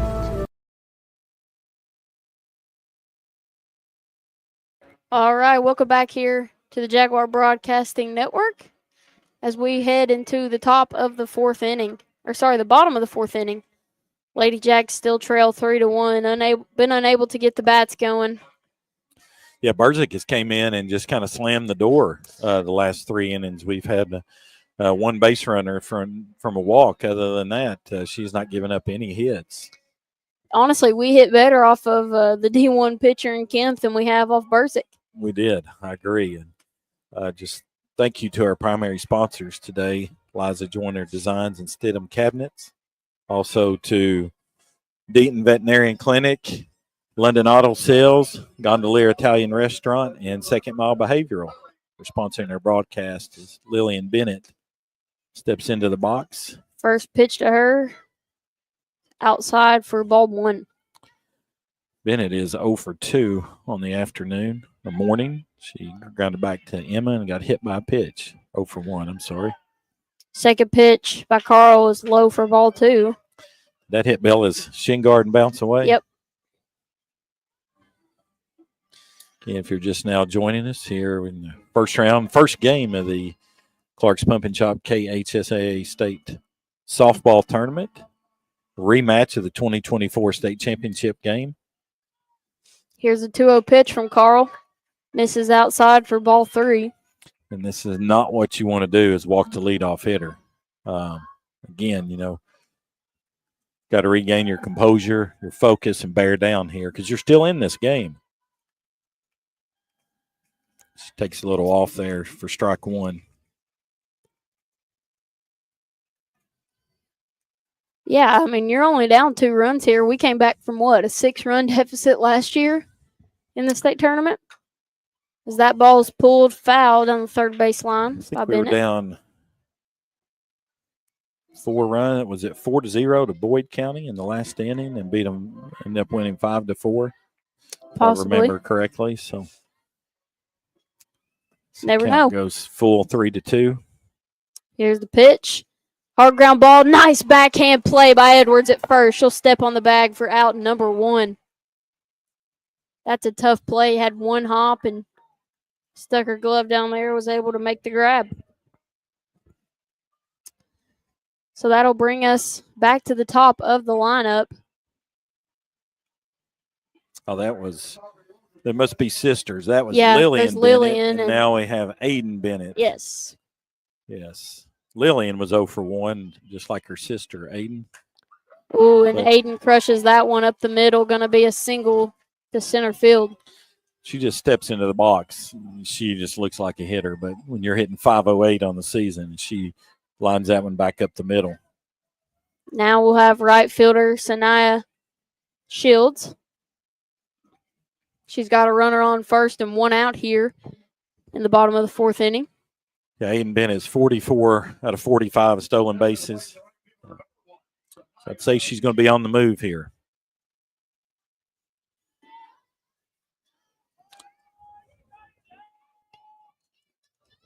Shields steps out of the box. Shields bunted last time for a hit. Here's the pitch. That ball miss up? I don't know. It's called for ball one, but it looked pretty good to me. Don't know if his view was blocked as Bella come out of her stance really quickly. Well, she's done that twice, and he's made the right call, which I was shocked at earlier. As Shields gets a piece of that one, and McClure just going to go for the out there at first. We try the back pick, don't get it at second. Thought we might try to turn a double play there. Well, I don't know if you could have got Shields, but I at least wanted to get that lead runner because now runner's still in scoring position. Yeah, base hit scores a run. I don't know if Bella was there or not. Bennett and then Shields back to back at the start of the lineup. That's deadly. The speed they both have. Yeah, that's tough. Sage might have known she didn't have time for that double play there. Oh, great change. Great first pitch, off speed change up. Yeah, it looked like that was probably a call from the dugout because she immediately went to first, and then Morgan throws behind the runner, like you mentioned. So that's probably something they practice. Emma throws a change up here to get ahead 0-1. 2 outs, runner on second. Misses high and outside for ball one. This is Grogan in the box. She is 0 for 1. She walked, and she was the one that grounded to Ellie, and we got the force out at the plate. Ooh, and that pitch inside nearly hits the leg of Grogan. Could it be ball two? This is the hitter you want to get right here. Yep. You don't want to get to Burzik and Kemp. Burzik with 10 home runs, Kemp already with a double for 2 RBIs in this game. So you want to bear down and get this hitter. Right there, grounder, McClure. Great play, and Lady Great Jags. job by Emma. Great job there by Sage. So far, 3 runless innings there. Pitch by Emma Carl. Lady Jags need to see if they can get the bats going as we head into the top of the 5th inning. Henderson County still up 3-1. This is Jalen Black and Mike Black, and we're on the Jaguar Broadcasting Network, and we'll be right back. At Second Mile Behavioral Health, we're here for you in every way possible. We're trained professionals in the mental health field, and we care. We believe in targeted case management and community support. We assess cases like mental health, substance abuse, parenting, anger management, and domestic violence.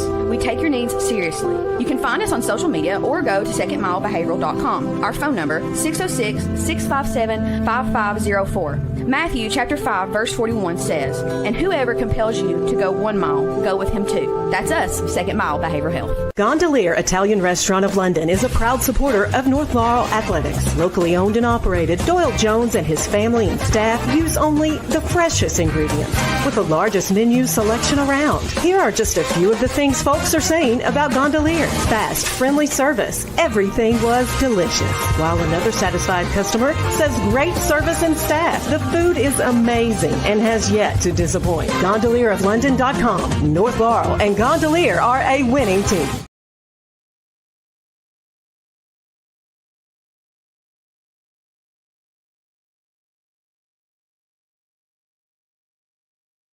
All right, welcome back here to the Jaguar Broadcasting Network.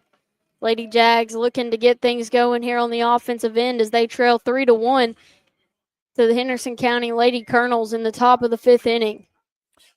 Yeah, like you said, 3 straight scoreless innings. We started out in the top of the first, scored a run, then Henderson County came back with 3 runs in the bottom of the first, and that's where we stand here. I think there's only been 1 hit by either team since that first inning, and 3-1 the top of the 5th, and leading off for the Lady Jaguars will be the flex designated player, number 26, Tessa Monholland.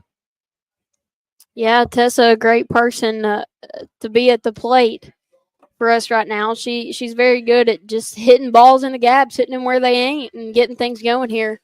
But we'd like to take a moment to thank our sponsors.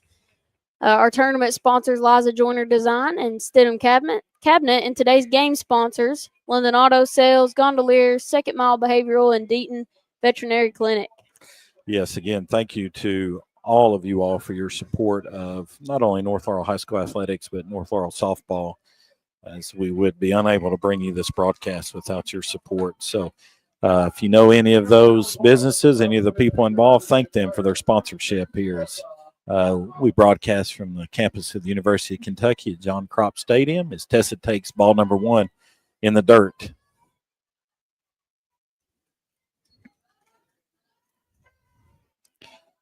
Tessa grounded to the third baseman in her only at bat today, so she is 0 for 1. The Lady Jaguars only have one hit, and that was an infield hit by Bella Sizemore.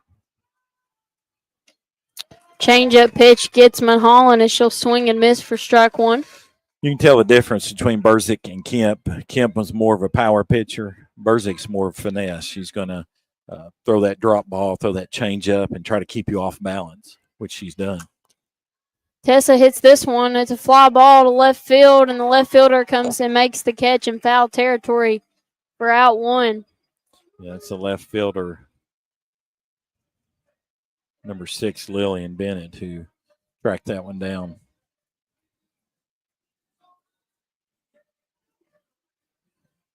So that'll bring to the plate now left fielder Katie Keene.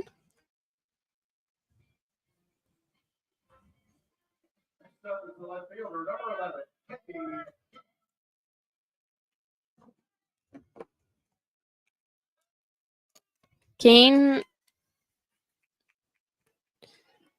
just checks her swing there. Going to be called for strike one.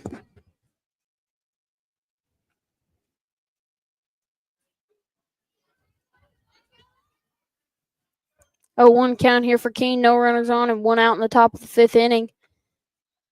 Pitch to her on the outside corner for strike two.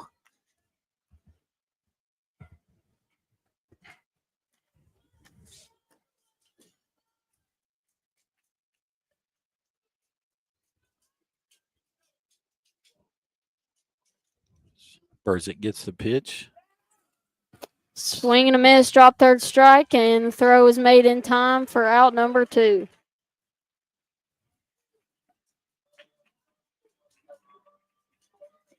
Two outs here in the top of the 5th inning. This opening game of the KHSAA Clark's Pump and Shop Softball State Tournament.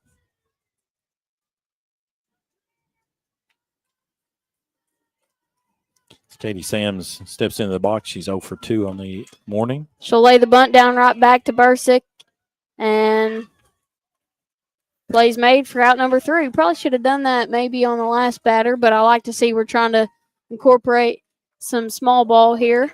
Yeah, that's what you're going to, with only 1 hit in the game, Yeah. you got to find a way to get on the base. Way. Yep, here, we're still in this game as we go to the bottom of the 5th inning, trailing Henderson County 3-1. You're listening to Mike and Jalen Black on the Jaguar Broadcasting Network. For quality casework since 1975, look no further than Stidham Cabinet Incorporated at 471 Nursery Road in Corbin.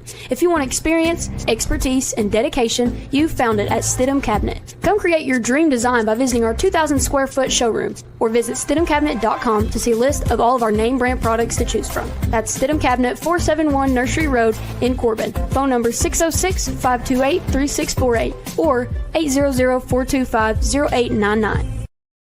At Liza Joyner Designs, we share your distinctive vision for your custom home interior design. At Liza Joyner, check out our large selection of Mackenzie Childs. Enjoy browsing all the brands that help us create our designs at lizajoyner.com or find us on Facebook and in person at 210 North Broad Street off Main in London. Open Monday through Friday, 8 to 5. Phone 606-657-4400 for Liza Joyner Design. All right, welcome back here to the Jaguar Broadcasting Network. We're in the bottom of the 5th inning. Henderson County leads 3-1. Our Lady Jags. Carl still in the circle, and this is the pitcher, Berzik, at the plate for the Colonels. Berzik is 0 for 2 on the morning. First pitch by Carl way outside for ball 1. Yeah, she reached on an error and then grounded out to the shortstop. 1-0 count here for Berzik. Pitch by Carl in the dirt for ball 2.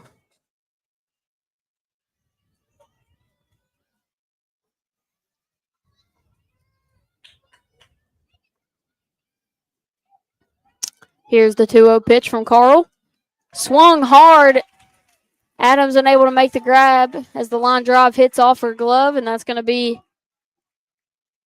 a single there by Berzik. Yeah, hard hit ball. As Berzik is replaced by courtesy runner, number 18, Addison Duncan. Yeah, that ball was just smoked off the bat, and Adams had her glove in the right place, just wasn't able to squeeze it and make the grab. So to the plate now is Kemp. First pitch to her inside for ball one.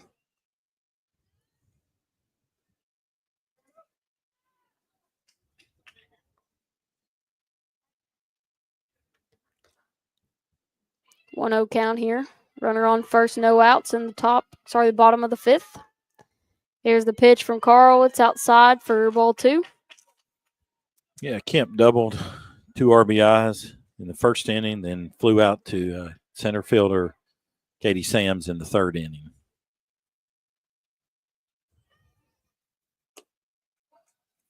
It's a good pitch on the outside corner there by Emma. Yes, catches the outside of the strike zone for strike number one.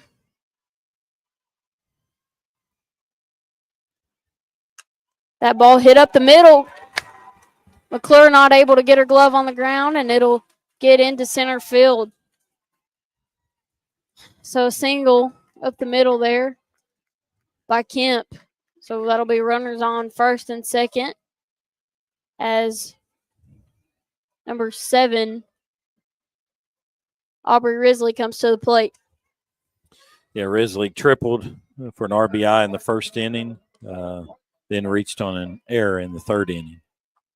Thought she might be bunting here. First pitch to her was on the outside corner for strike one. As Henderson County's coach Shannon Troutman gives some signals to his runners. Runners on first and second.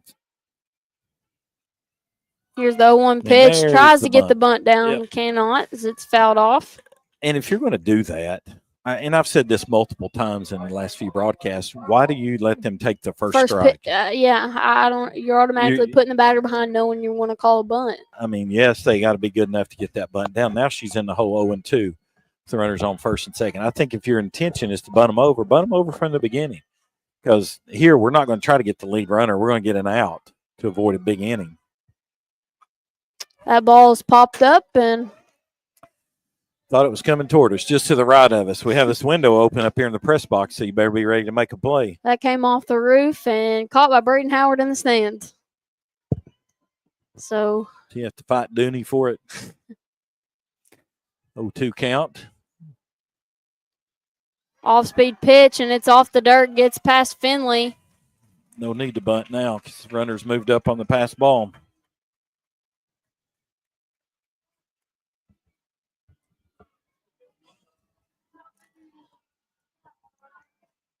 1-2 count here.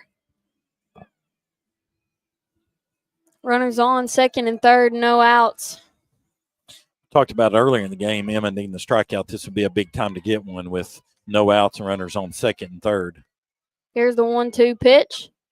Ground ball hit. Adams stares down. Great play. That is textbook right there. Adams fields the ball at third base, stares the runner down on third, makes the throw at first, and the runner's unable to advance home. That's textbook right there.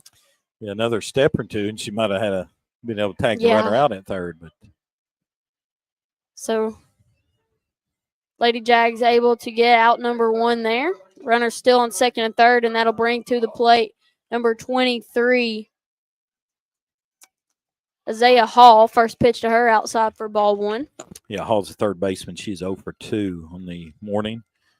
Grounded back to Emma and struck out. So I would take either one of those in this at-bat here. With runners on second and third, one out in the bottom of the fifth. She tries to squeeze bunt on, and she bunts it foul. I agree with some of the moves here that Troutman's making. You want to try to get that. You want to try to get that run in. You can't leave runners on base in a game like this. Push bunt to first would be probably the play here. 1-1, one out. As Edwards comes in a couple steps. Good right pitch. there, Carl painting the outside corner for strike two. That's huge right there. Yes, need a strikeout again. We're going to speak it into existence here with 1 ball, 2 strikes, 1 out. Henderson County leads 3-1 in the bottom of the fifth inning. They are threatening to score again. Off-speed pitch. It's a little blooper caught by Sizemore. Double and play. We pick her off at third. Great play, Bella Sizemore. Back-to-back innings that we have they've left 5 runners on. Second, huge. Third there. If we can get the bats going, our defense has really stepped up in the last few innings, and I could see a spark of momentum right here after that play. Lady Jags looking to get some more runs on the board as they trail 3-1 to Henderson County as we headed to the top of the 6th inning. The Jags are running out of time. We will step aside and be right back here on the Jaguar Broadcasting Network. For quality casework since 1975, look no further than Stidham Cabinet Incorporated at 471 Nursery Road in Corbin. If you want experience, expertise, and dedication, you've found it at Stidham Cabinet. Come create your dream design by visiting our 2,000 square foot showroom or visit StidhamCabinet.com to see a list of all of our name brand products to choose from. That's Stidham Cabinet, 471 Nursery Road in Corbin. Phone number 606-528-3648 or 800-425-0899. At Liza Joyner Designs, we share your distinctive vision for your custom home interior design. At Liza Joyner, check out our large selection of Mackenzie Childs. Enjoy browsing all the brands that help us create our designs at lizajoyner.com or find us on Facebook and in person at 210 North Broad Street off Main in London. Open Monday through Friday, 8 to 5. Phone 606-657-4400 for Liza Joyner Design. All right, we are back here for the top of the 6th inning after the double play by Bella Sizemore there. Hoping to see some energy here from the Lady Jags on the offensive side as we are leading off with our number 2 hitter. That's number 4, the pitcher, Emma Carl. Emma has done a great job. It can be hard, in the very first inning she gave up 3 runs there, but since then she's been dominant. Yeah, she's, Henderson County scratched out a hit or 2. She's walked 1 or 2, but her defense, back-to-back innings, has bailed her out. So, we went 4 straight innings with no runs from either team. So the Jaguars have 1 run on 1 hit and 3 errors as Emma. That ball's outside for ball 1. Henderson County has 3 runs on 6 hits and 1 error. So. Time for the Lady Jaguars to go to work here, down 3-1 in the top of the 6th inning.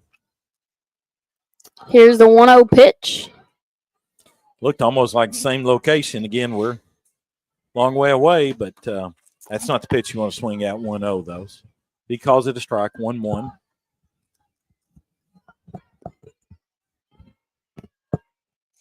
He's winning the gap here. Yeah, we're not looking to crush things, just get on base, and that pitch way outside.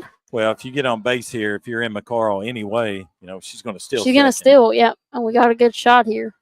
That's what I've noticed from Emma here in the last couple of weeks. She's much more disciplined at the plate. Yes, you want to hit a home run, but if they're not going to throw you a pitch to hit, take the walk, make something happen on the base paths, and she has done that. 2-1. Here's the pitch, little dribbler. Third baseman bobbles it. Carl runs it out, and they missed the call. Oh, she was safe. They call her out, and that's huge right there. So I stand on what I said earlier. That play earlier, they called her safe, called Sanaya Shield safe. She was out. And right there, they got that one wrong as well. You think they're 0 for 2? Yep.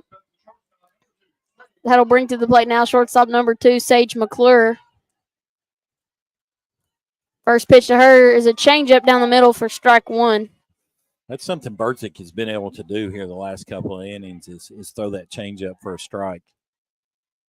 Sage has reached on an error and then flew out to the right fielder. That pitch outside for ball 1.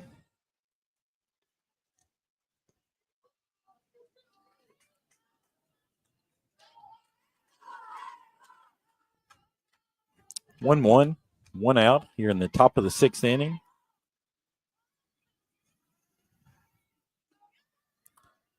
Changeup misses high.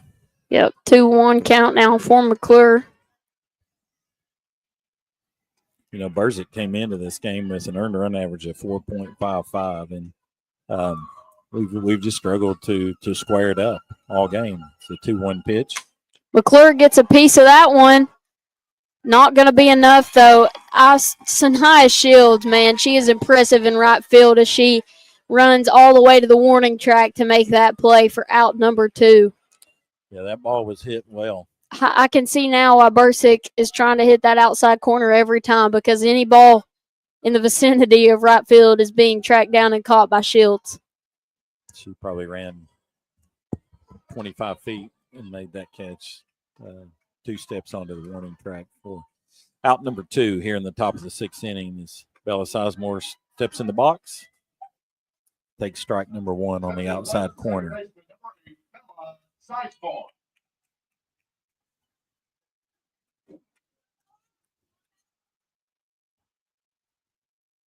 Sizemore hits the changeup. A shallow blooper going to drop, and right there. Shields is not going to get a hold of that one. Nope.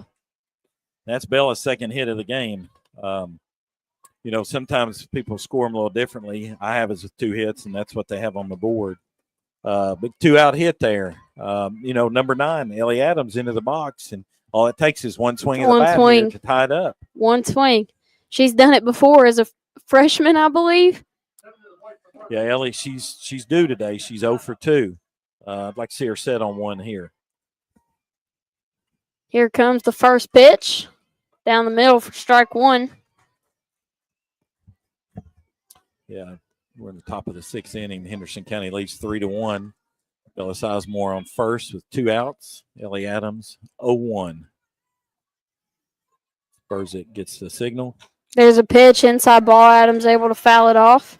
Yeah, that inside pitch just jams her up, and it has a lot of movement on it because I'm sure it looks like a strike out of her hands. Now Ellie's got a battle. We got to put it in play somehow, some way.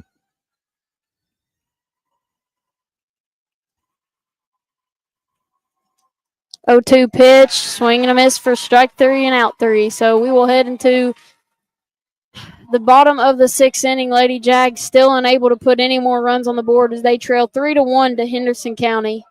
You're listening to Jalen and Mike Black. We'll step aside and be right back. Deaton Veterinary Clinic cares for all of God's creatures. Dr. Caleb Deaton and his fine staff are ready to care for your pet like it's their very own. At 2074 North Laurel Road, a few miles past the state police post on the right. Deaton Veterinary Clinic, 606-878-5555. Find them on Facebook or go to DeatonVetClinic.com.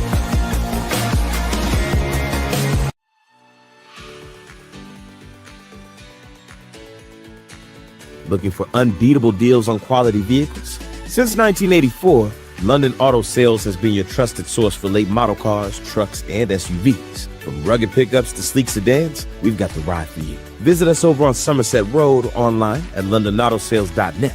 London Auto Sales, where quality meets affordability.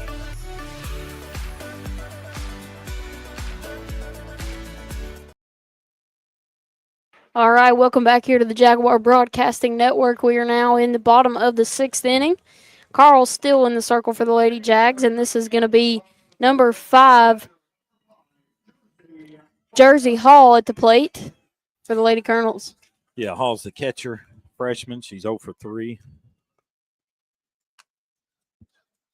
She'll hit a dribbler down the first base line. And we have been calling her Isaiah Hall because that is what's on KHSAA, but the announcer just referred to her as Jersey Hall. Yeah, he misspoke. It's Jersey Gardner. Okay. Yeah, freshman catcher. Gardner's 0 for 2. Ooh, and that pitch with the walk is high and way inside. Just outside.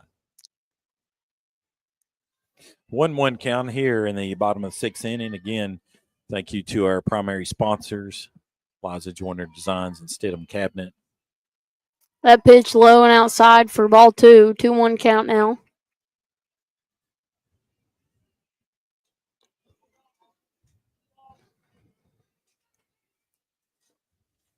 Two 2-1 pitch from Carl. It's low for ball 3.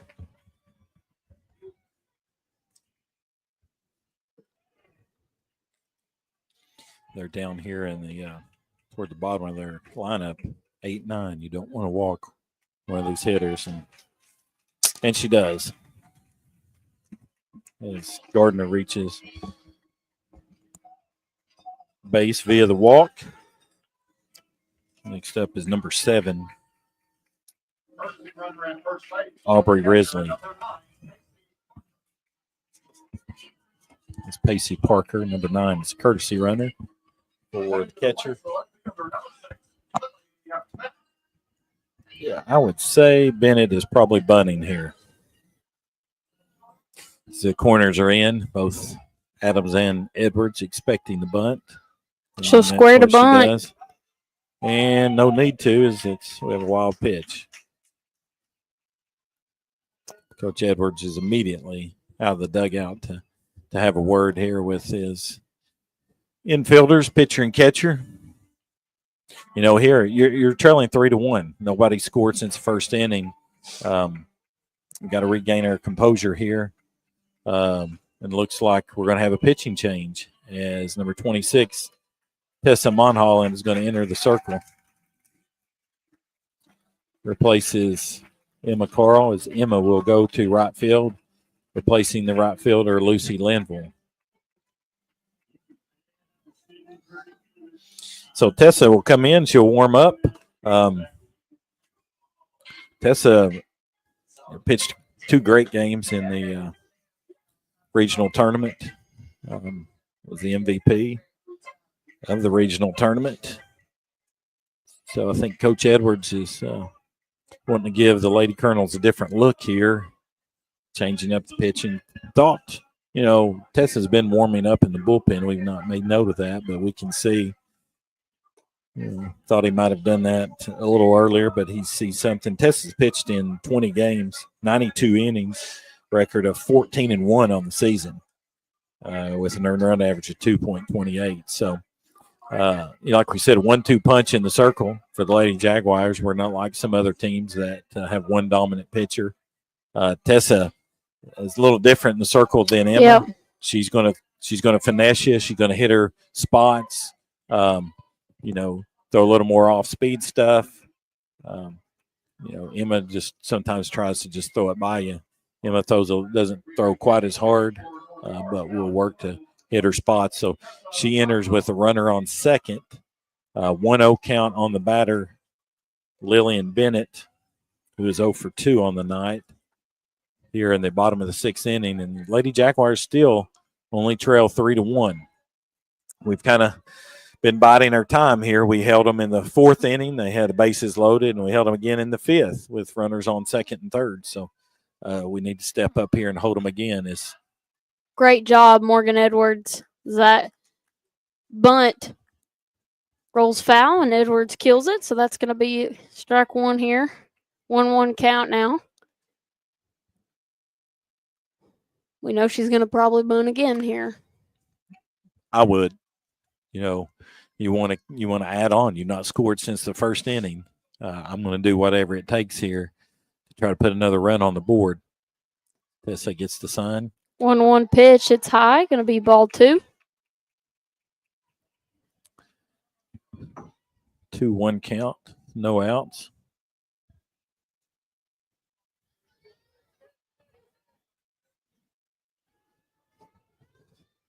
Left fielder Lillian Bennett, freshman for Henderson County, in the box.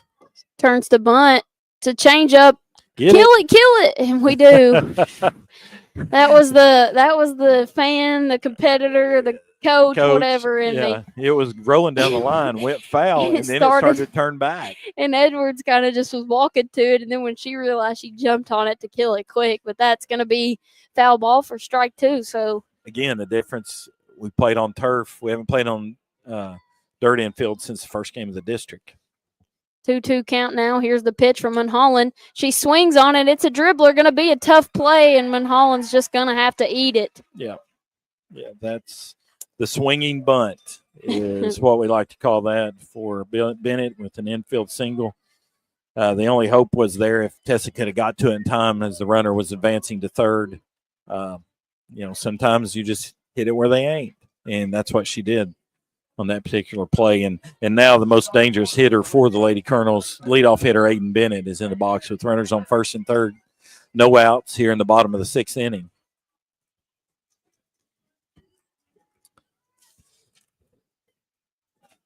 You'd like to hope for a strikeout here, but Bennett's only struck out 10 times in 124 at-bats coming into this game. She's 1 for 3. Great First pitch to her, yes, outside corner for strike one. Didn't see the steal that time, but bet we see it here. Wonder if we will try to do what we did and failed at. Well, I got a little birdie told us that, when the runner takes off and just stops first and second, we practice that. So that must be something Henderson County does a lot. And their coach, he's looking at his card for a long time as she swings through that pitch. Nice. Great job. Great start by Mulholland. Ahead 0-2 in the count. The runner does not go.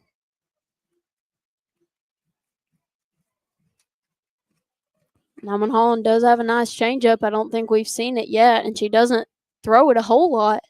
But when she can hit her spot with it, it's hard to hit. 0-2. She went. Yes, she did. Can't go. Nobody. Yep, coach. First base is occupied. That's a huge strikeout. Great job, Mulholland. Huge strikeout by Tessa. And Tessa, only a freshman, correct? No, she's a sophomore. Sophomore, okay. But the confidence, she pitched last year at the state tournament. But the confidence I can see in her right now, and it's grown since last year. It's been awesome to see in the circle. Sanaya Shields steps into the box, and she is 2 for 3. Bunt single, and then it beat out an infield single. So she's going to get the ball in play here with runners on first and third, and the girl at first looks like she's ready to go. Get that out of play. Yes. She fouls that one off just out of play on the third base side. 0-1 count. Sanaya Shields, 1 out. Henderson County has runners on first and third. The bottom of the 6th as they lead North Laurel 3-1. Tessa Mulholland, a sophomore, in the circle for the Lady Jaguars.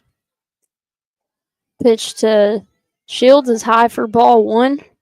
Yeah, I'm really kind of confused. Henderson County has 145 stolen bases on the year, so they run a lot. I'm really confused. Why are they not? Yes. Yeah, I agree. Right there was the changeup from Mulholland on the outside corner, and Shields was only able to stick the bat out there and get a piece of it and foul it off. Yeah, I'm going to throw that again up 1-2 here. I don't know if Henderson County thinks if we have the base open, but you're not going to walk anybody here. So you're 2, 3, and 4 hitters up here. As Tessa gets the signal. 1-2 count, 1 out. Here's the pitch, and again, that outside corner, Shields fouls it off.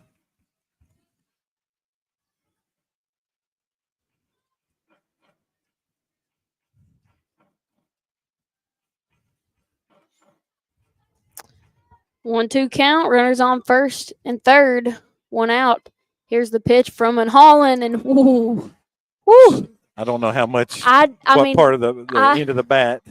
I mean, barely nicked that ball. I mean, barely. Like, I thought for sure we had her right there swinging, but she fouls it off once again.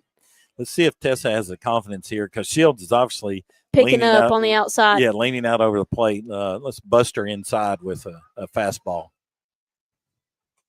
Again, that outside pitch, and Shields is getting frustrated right here. That's ball number 4 that she's fouled off in a row? 4 or 5. I lost count. Yeah. 1-2 count still.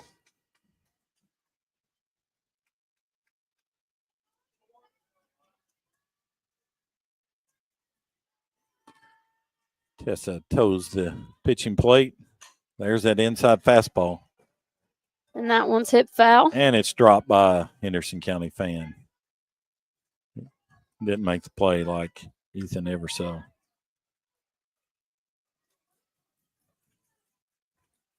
One-two count, 1 out.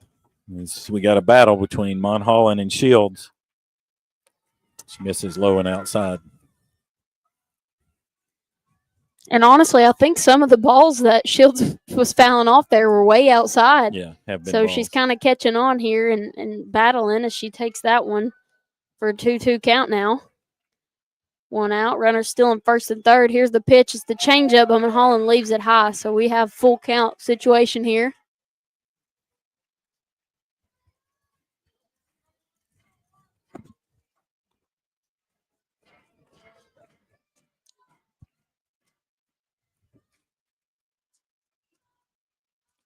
Two. Right back to Mulholland. Oh, she makes the play. We're going to have a play at home. Save. She did. She slid right in under the tag. She needed to look back the runner just another half second as the courtesy runner scores for Henderson County to advance their lead to 4-1. That ball hit back to Tessa. She glanced at third, but didn't freeze her. And Parker, the courtesy runner, scores to give Henderson County a 4-1 lead. Oh, wow. That was a delayed signal. Strike one there on the changeup. I didn't even see a signal. 0-1 count here. Grogan shows the bunt, pulls back, and that's going to be high for ball one. Yeah, Grogan walked in the first inning, grounded out in the second, and grounded out to the shortstop. 0-for-2. Comes with the heat on that pitch as she gets it on the outside corner again. Yeah, 1-2 count, 2 outs. Runner on second. Henderson County has scored 1 run on 1 hit this inning. Tessa came in to replace Emma Coral.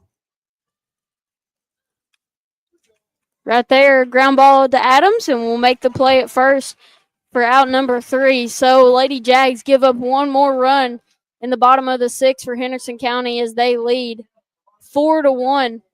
Lady Jags are down to their last 3 outs right here. We'll take a break and be right back on the Jaguar Broadcasting Network. At Second Mile Behavioral Health, we're here for you in every way possible. We're trained professionals in the mental health field, and we care. We believe in targeted case management and community support. We assess cases like mental health, substance abuse, parenting, anger management, and domestic violence. We take your needs seriously. You can find us on social media or go to secondmilebehavioral.com. Our phone number, 606-657-5504. Matthew chapter 5, verse 41 says, "And whoever compels you to go 1 mile, go with him too." That's us, Second Mile Behavioral Health. Gondolier Italian Restaurant of London is a proud supporter of North Laurel Athletics. Locally owned and operated, Doyle Jones and his family and staff use only the freshest ingredients with the largest menu selection around. Here are just a few of the things folks are saying about Gondolier. Fast, friendly service. Everything was delicious. While another satisfied customer says great service and staff. The food is amazing and has yet to disappoint. GondelierofLondon.com. North Laurel and Gondolier are a winning team.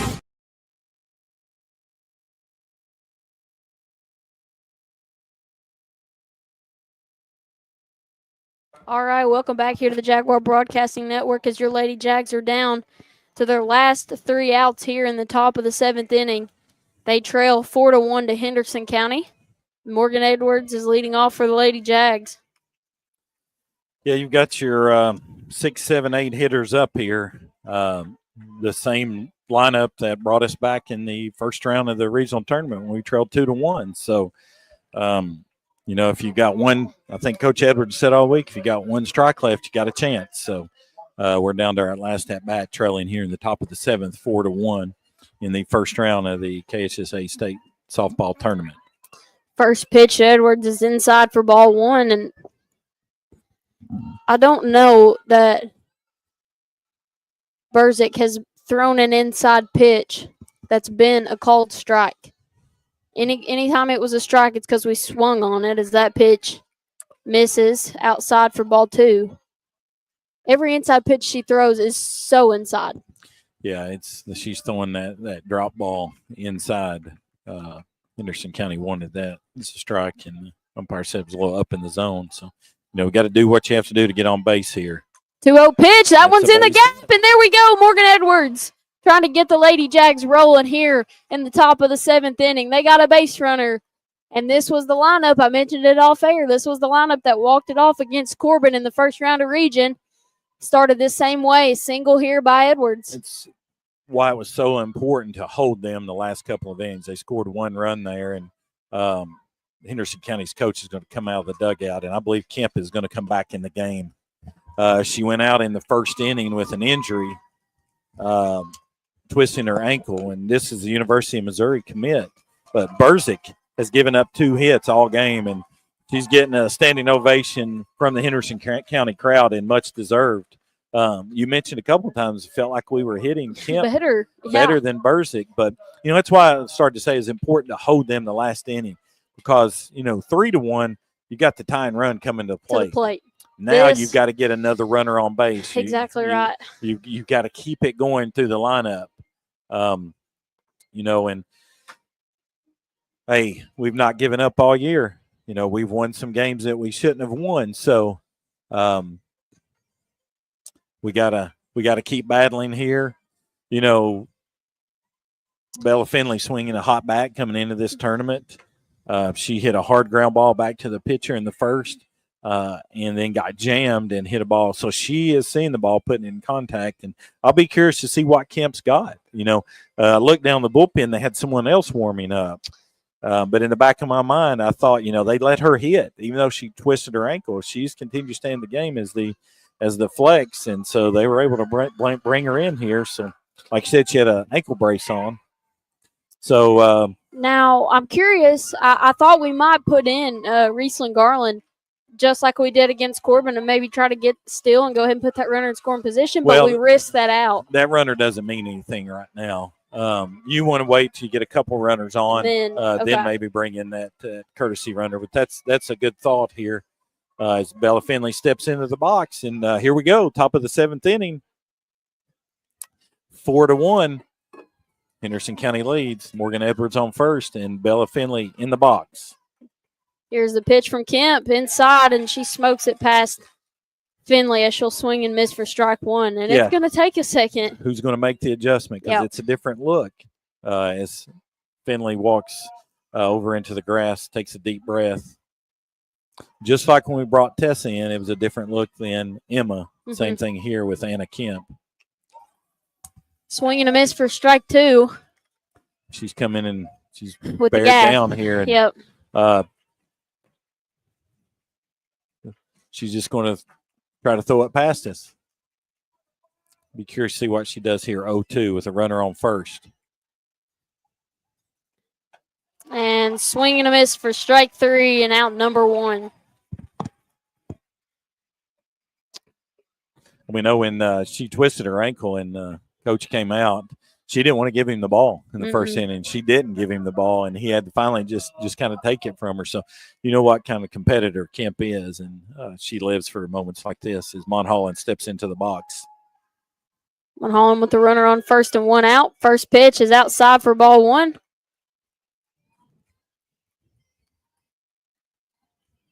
Tessa 0 for 2 on the morning.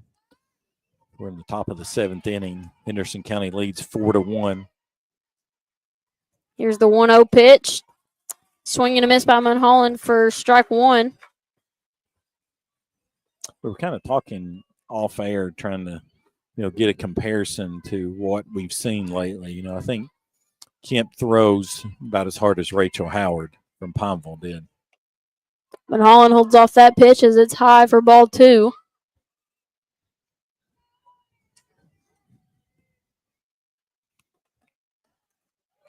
Two, one out. Top of the 7th inning. Here's the pitch. Swing and a miss for strike 2 by Monholland.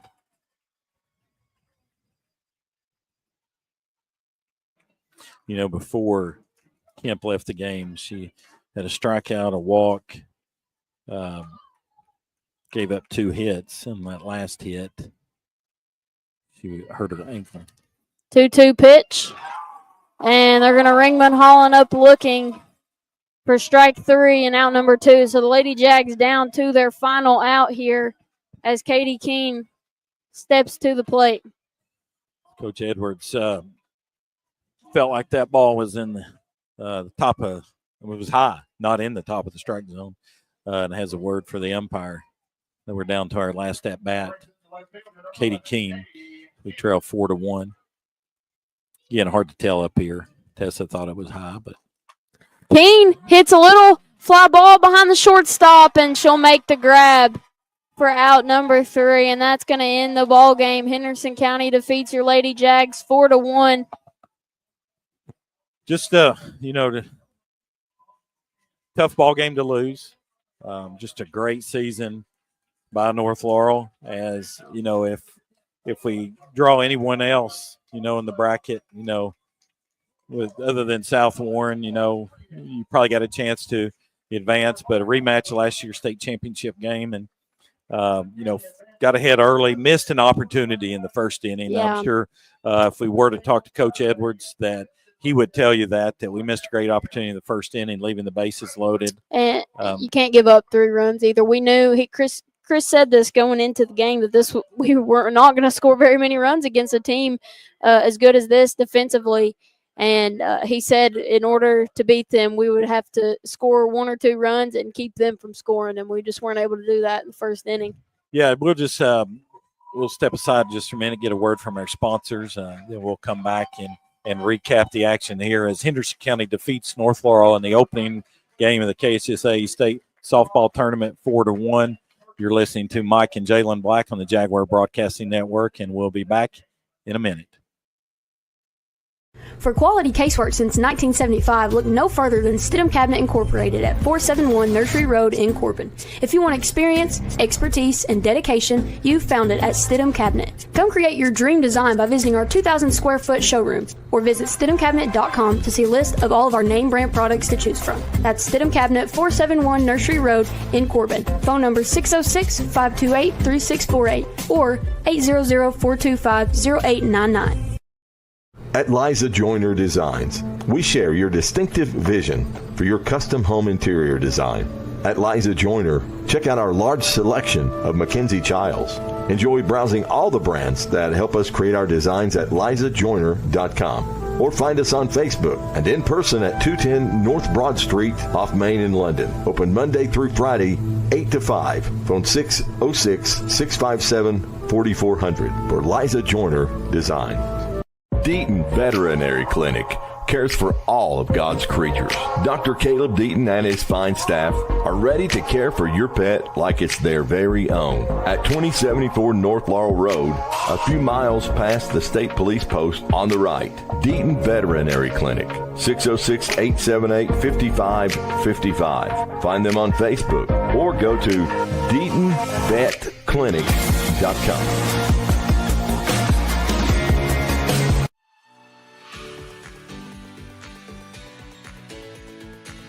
Looking for unbeatable deals on quality vehicles? Since 1984, London Auto Sales has been your trusted source for late model cars, trucks, and SUVs. From rugged pickups to sleek sedans, we've got the ride for you. Visit us over on Somerset Road or online at londonautosales.net. London Auto Sales, where quality meets affordability.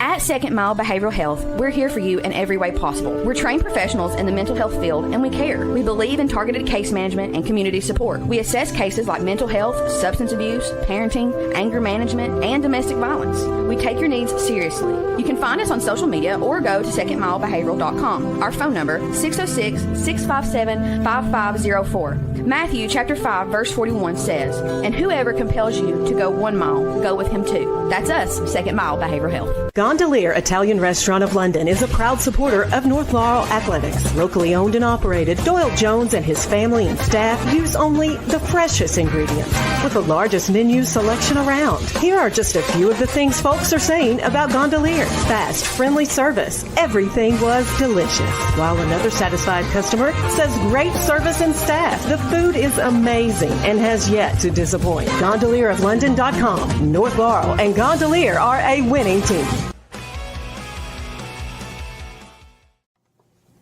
Hi, my name is Mike Black, the principal at North Laurel High School. I'm joined by Athletic Director Ethan Everso, and we're excited that you've tuned in to the Jaguar Broadcasting Network.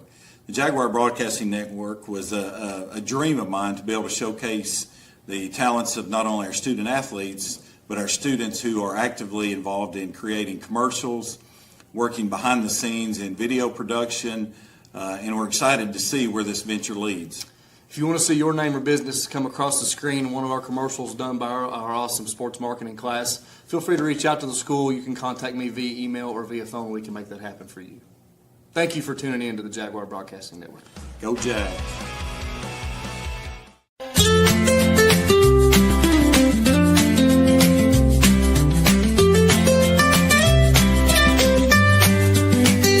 For the best in Southern and country gospel, you have found source.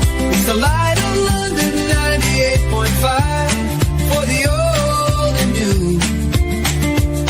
And somewhere in between, we are the Light of London for the very best in country and Southern gospel. We are the Light of London 98.5, providing you with some of the very best gospel music around.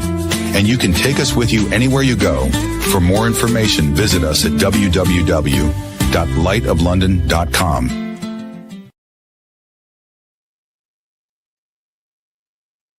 All right, welcome back here to the Jaguar Broadcasting Network. We are live from John Cropp Stadium as the Lady Jags are defeated by Henderson County 4-1.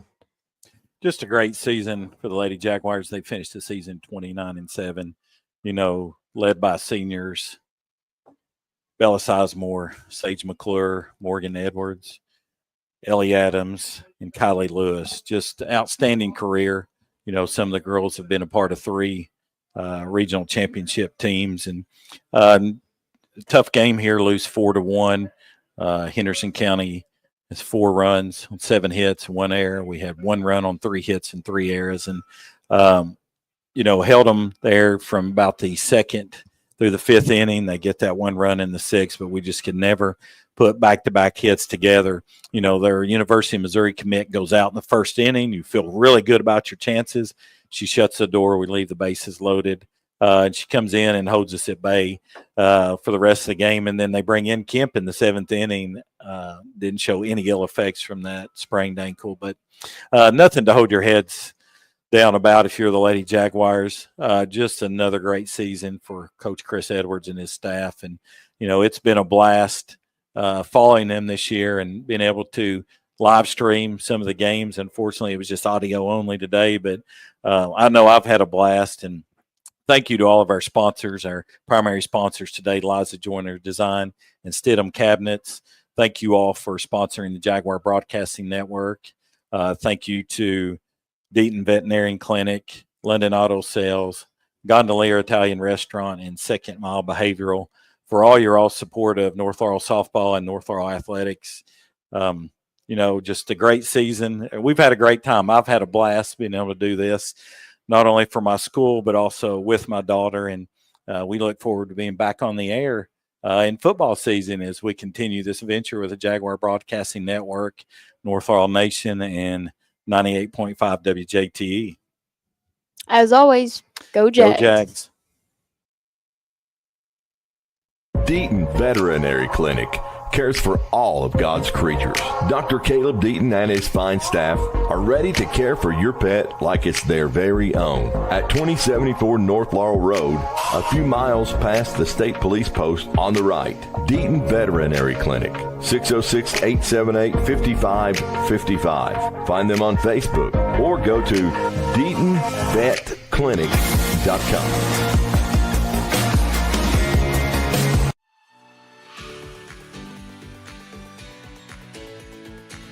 Looking for unbeatable deals on quality vehicles? Since 1984, London Auto Sales has been your trusted source for late model cars, trucks, and SUVs. From rugged pickups to sleek sedans, we've got the ride for you. Visit us over on Somerset Road, online at londonautosales.net. London Auto Sales, where quality meets affordability.